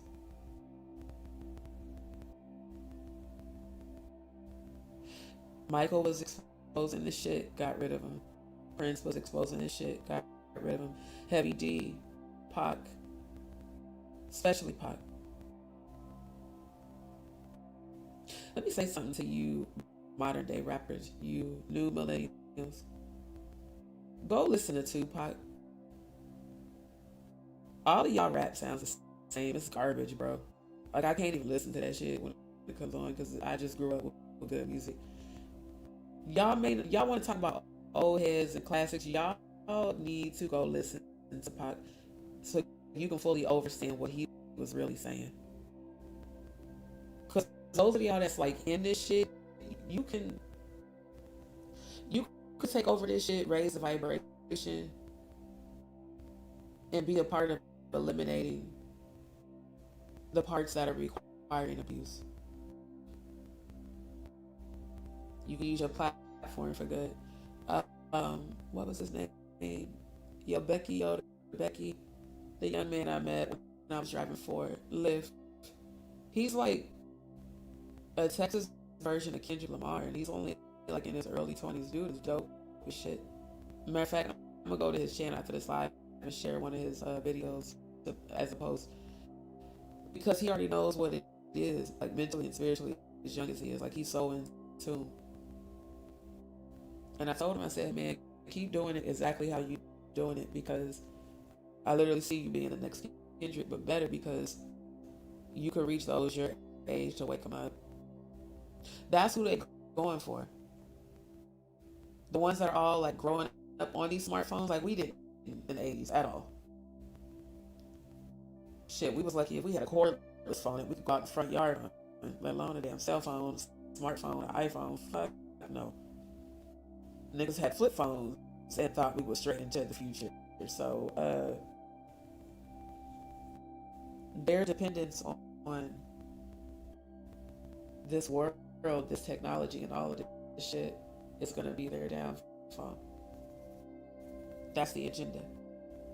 So even with my kids, I'm going to teach them, I'm going to give them what they need to survive it. That way, when my time comes, they know what to do. That's what my dad did with me. That's what my grandpa did with me. And I'm going to do what I'm supposed to do according to the soul contract I signed in heaven, no matter what anybody does.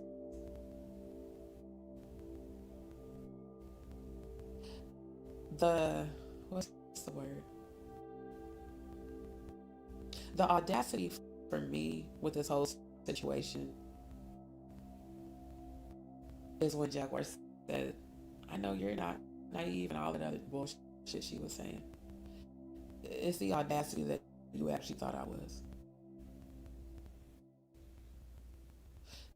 That explains why you look for certain people to align with.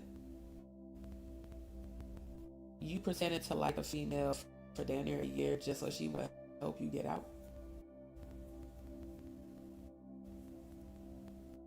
I think the genuine part of yourself you lost when you got caught up in this industry, bro. It's still there a little bit. I've seen it.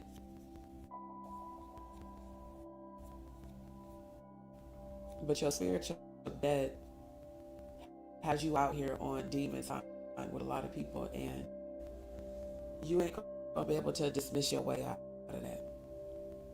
Now, whether or not you participated in the allegations of trafficking women to Diddy's parties, that still needs to be proven. And I can't wait to see evidence. Either way, whether it's true or not, I just want to see some damn evidence. Because, people speculating and talking ain't shit. No, show me the deeds. Just like I do with y'all here, I show y'all the damn receipts. You ain't showed no receipts for damn near like 80% of the shit you said. It's literally going towards the end of 2025. We're going into fall now. You was saying this shit last year before you came into my chat on October 20th, and definitely after. Had us all believing this shit. We like, okay, we support you, like when you bringing out the witnesses. when we get ready to go to court, when we get the hearing assigned. What hearing? You ain't filed then. Just like with Adrian English and her whole I'm suing Diddy lawsuit. Ain't heard shit about it. But she run around calling herself She Diddy. With behavior that many people said is very inappropriate to have do and perform around her son. Because she clearly don't know no better. And no amount of praying for her and supporting her that Jaguar and Attorney Rubin did change the fact that 6 days later she shit right on him. She did the very thing that Jaguar's done to everybody else. As far as I'm concerned, neither one of y'all shit, personally.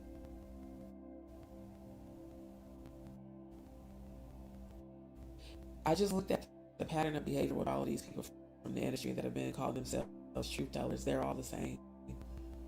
They come out with this sob story, no proof, no evidence, just a very convincing story.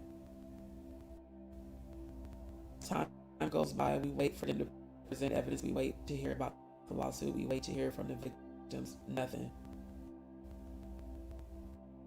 So now motherfuckers is looking like, oh, this was just all some bullshit. Then you have women and men and children who have been sexually abused that now are going to feel like no one's going to believe them if they come forward. No one's going to take them serious now. Which is why it does take people like me to still speak up for the victims, to still speak my truth, despite who doesn't like it, despite who don't want to fuck with me, who don't want to talk to me, who don't want to be associated with me. When there's tons of people that do love and support me on my channel, and I thank every last one of you that actually do. Shout out to all of my DzPeepz, especially the new ones. Shout out to all of y'all that are dealing with a real one. Shout out to all of y'all that are still around that witnessed the events that led up to February 9th and the events that have happened since.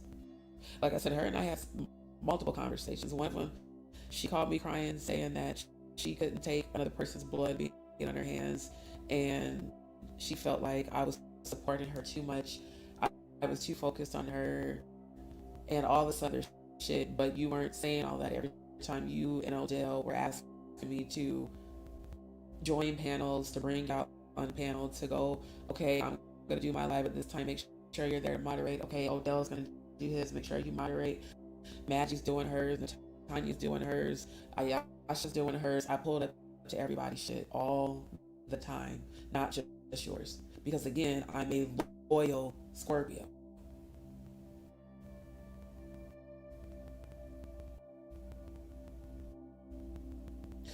And brought all of my people with me. You got mad because the Jackety stayed on my channel, but yeah, they also stayed on yours. Especially while we were aligned. How many times did I say that y'all go over there and support Sis Live, even if I'm on live? I remember multiple times Nick would be like, hey, Jaguar just went live. Do you mind if I leave? No, go on. I can moderate. It's cool.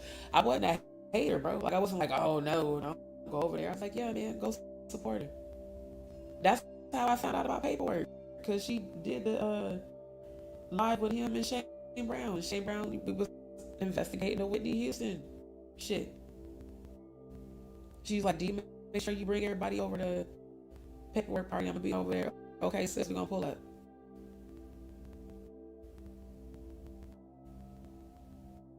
So to say that I never supported you, nigga, bullshit. It's on my channel how much I supported your ass more than I supported my damn self. Wait, I don't even speak damnation over myself. I'm going to stop saying that expression over my abundant self. Neptune said, don't crucify me for this, even though Jack, first husband Sam's dad, is probably a piece of shit. He is easy in the eyes. To each their own. I personally don't find him attractive just because he's like really skinny, and I don't like really skinny dudes. But I can see how other women would find him, or even men would find him attractive. Because yeah, him and Sam Jr. aren't bad looking at all. I was born in, she was born in 91. Oh wow. And I never grew up on a smartphone either. I didn't get one until I was 20. Shit, I had my first one at like 21, 22. I was just happy to have that. Yeah, I didn't get smartphones. Exactly. So we know how to live without that shit. They don't. They gonna, while they talking shit, they gonna be needing our asses when that grid falls. And like Sam's generation, he's 22. That is a generation that needs to hear the truth now. Because as we start taking our rest years later, they gonna be the ones that carry shit forward. And if they're all caught up in the system, they're gonna willingly take that injection, that mark, that RFID chip. I think about all of my nieces and nephews. I don't want any of them to do that, but they're not my kids. I can only hope that when they tune into my channel, because I know they be listening, I don't care. They know I still love them. I can only hope that when they tune in, they hear this real shit and prepare themselves. Don't take that chip. Do not take that RFID chip implant. I don't care what they say. I don't care what they do. Follow those who are not taking the mark. There will be a revolution. There will be a community. And we will be okay without it, off grid. Why y'all think I'm putting all this shit out here right now? Because it's going to be a moment in the near future. I'm going to be off grid. Especially when I start like being with my divine masculine and my child. I'm not going to be online like that. Every now and again, but not like now. Because once God tells me to go off grid, I'm off. But I want what I have spoken to all of y'all about to be remembered. I want people to research for themselves and truly know for themselves that what I'm talking about is real and prepare for it. Ezekiel 38:7 said, "Be thou prepared, not be thou scared." We don't live in fear. So that just means prepare. All the 80s babies, we already know how to do it because we did it as kids. We just got to go back to that time, get that equipment. That's why my daddy, the last time I saw him, that's why he took me by that used classic computer equipment, classic, all the classic tech that they're trying to get rid of. He said, get all the shit that they're, my dad don't cuss, that's just me rephrasing, but he just was like, get all the stuff that they're going to throw away.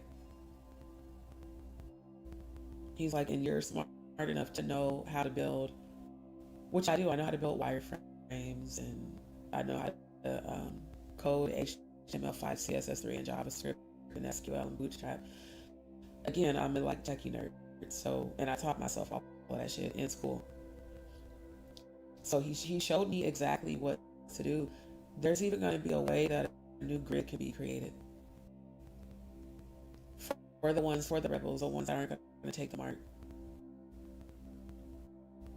But it's time to prepare now. It's not about debating. We already know it's here. We see every day all the racial tensions, everybody's on edge, everybody's damn near living in this fear bubble. I refuse. I've gone through enough in this life to where I don't give a fuck what's going on in this world. I'm going to enjoy my life. And whatever I can enjoy, that's a positive. Thank God for that. And when it's hard, thank God for that too. At least I learned something. I got stronger. It's about where your mind is at. If your mind is always on trying to dominate and control and manipulate people, Jaguar, you're going to keep repeating the same pattern of embrace, discard, because of the unhealed parts of you, not because of everybody else. From the mouth of babes, unfortunately, your son has a lot to say. With that being said, I'm about to end the stream to YouTube. Y'all need to get over to Rumble. I'll give y'all about 5 minutes to get logged in. Once you logged into Rumble, please put it in the chat that you have logged in. While I'm waiting on y'all to get logged in, I am going to play the videos that I edited 2 years ago of Funky Dineva, Cloudy, and Al Reynolds from when I was a huge TGIF fan. Shout out out to Funky Diva. The leg in you.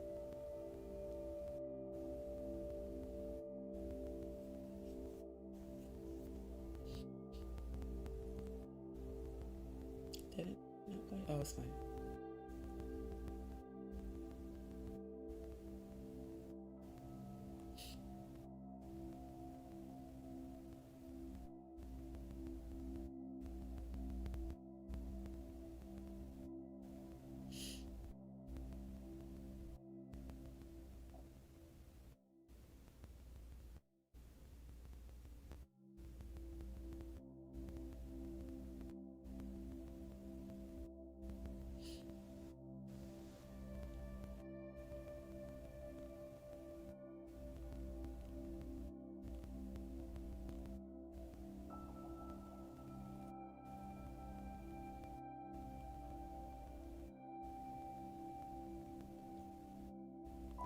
Okay, and then this is the other one. You talk about mistake. This is the full one. Oh yeah, this is. Where is this man's leg? Where is his leg? Somebody got his leg, and you can't do nothing with it. It's of no value on the black market. It's a fat prosthetic leg. It's not gonna fit anybody. I'm not trying to be funny, but I'm not even used to people being that big having prosthetics. So it's not gonna fit the average person walking around who need a prosthetic leg. Your grandma who got her knee amputated from diabetes can't use it. Where is this man's leg? Who got the leg?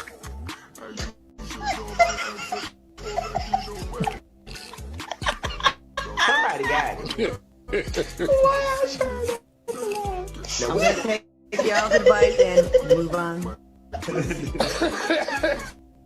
just leveled up, I thank God. Straight from the hood, now it's time to get the pie. Swipe. It's so funny because I see the difference in my editing from then until now. It's actually kind of dope to see the progression. Shout out to Funky Diva. I have been a part of the Funky Bunch, oh my god, for over a decade, and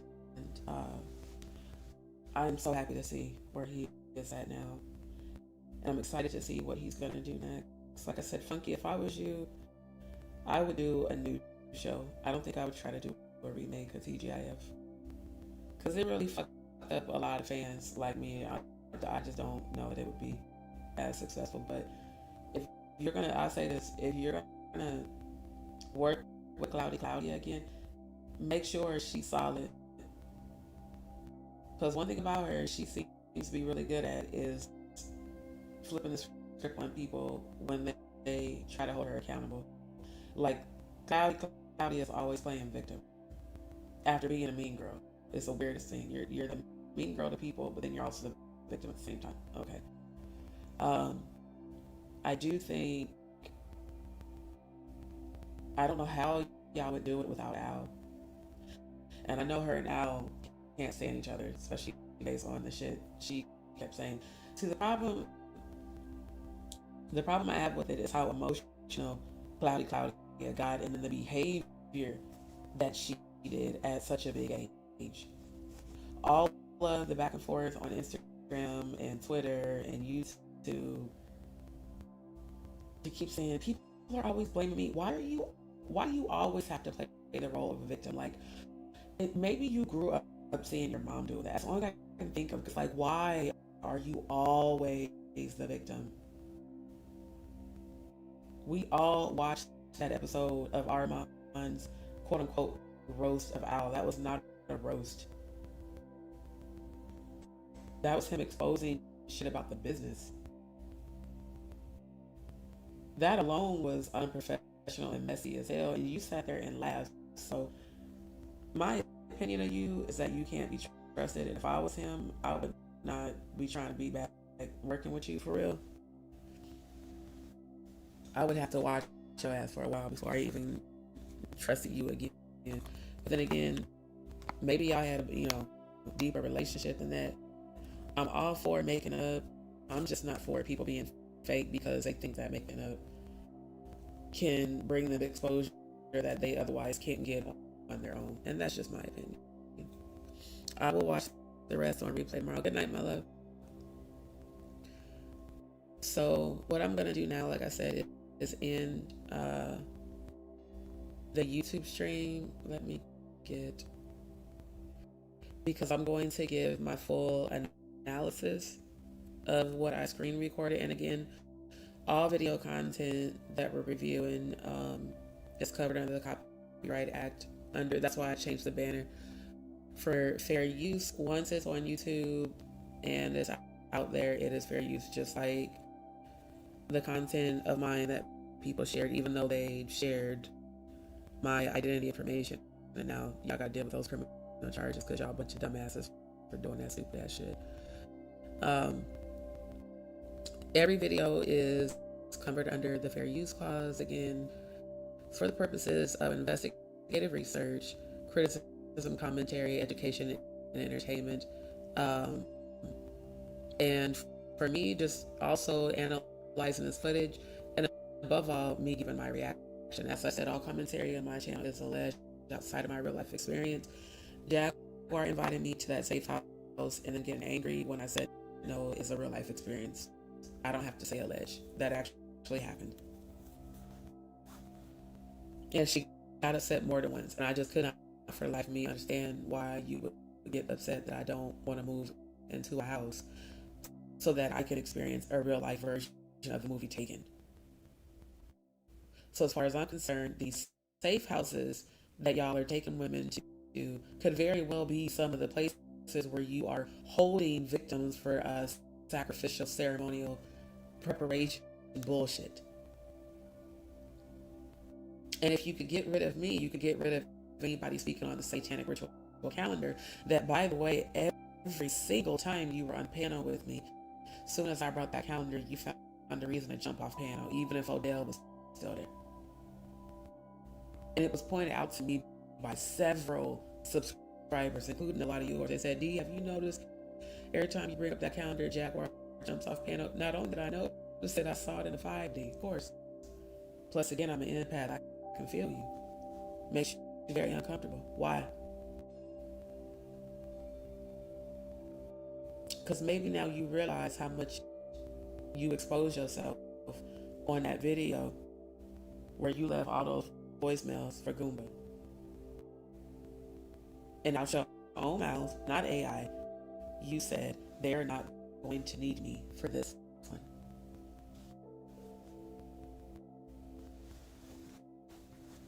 And said with glee, you better hope they don't rape her, because they're going to rape her and the kids and put bullets in their heads, and they're going to rape the boy in front of you and make you watch it, and then they're going to do the same to you and then say that you were a veteran. They're going to stage you. You said that. You can't call everything AI. Now, I know that there are some impressive AI apps out there, but I just don't believe any of that was AI.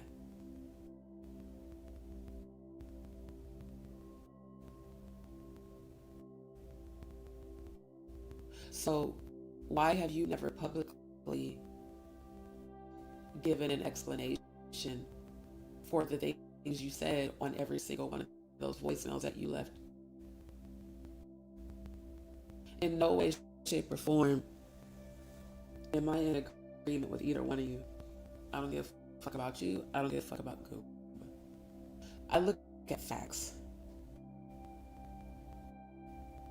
Now, the chick that narrated that was saying he created the monster because he allegedly scammed with her and all that shit. Birds of a feather do fly together, and husband and wife, even if they are both gay or bi, you're one unit. So I just don't think anybody's gonna believe that Goomba was scamming and you wasn't scamming with him. I don't really care what y'all was doing. I care about how involved were you, allegedly, in the trafficking of women to Diddy and other people. How many people did you allegedly participate in the sale of? Because again, you had access to girls at the party. You said that. You said all of your girls wore body cams. You said you had all this evidence. And you kept threatening to put it out there and never did. No witnesses, no evidence, just you switching up and going in on content creators all day, every day for negative views and clicks. And allegedly, I heard that you allegedly purchased a bot package.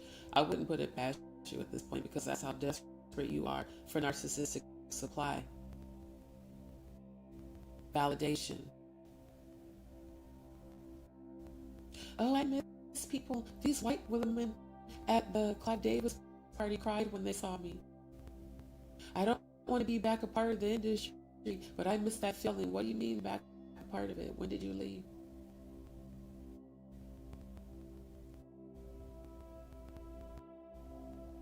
Ego, clout, that's your drug. Attention, narcissistic supply. Delusions to make you feel like you're not who you are. You threatened to sue Sam. I remember that. I remember you telling me about it. And I didn't know what was going on there because, again, I didn't watch Trafficking's channel. So I had heard all this shit. I'm like, wait a minute, your son did an interview on Trafficking channel and now you threatening to sue her and your son? I was like, you gonna sue your son? She was like, he said defamatory, disrespectful things, or did he tell the truth? And you and your feelings. That's also why I analyze this footage to see if there is any signs of deception on Sam Jr.'s part. What I see is a very traumatized young man who I'm going to keep praying for. And while it is his choice, he aligns with content creators that I don't fuck with. And I'm not a clout chaser, so no, I'm not looking to interview Sam. Although I am about to analyze footage and give my reaction to the shit he said about you. So, y'all get over to Rumble because I'm removing the stream to YouTube right now.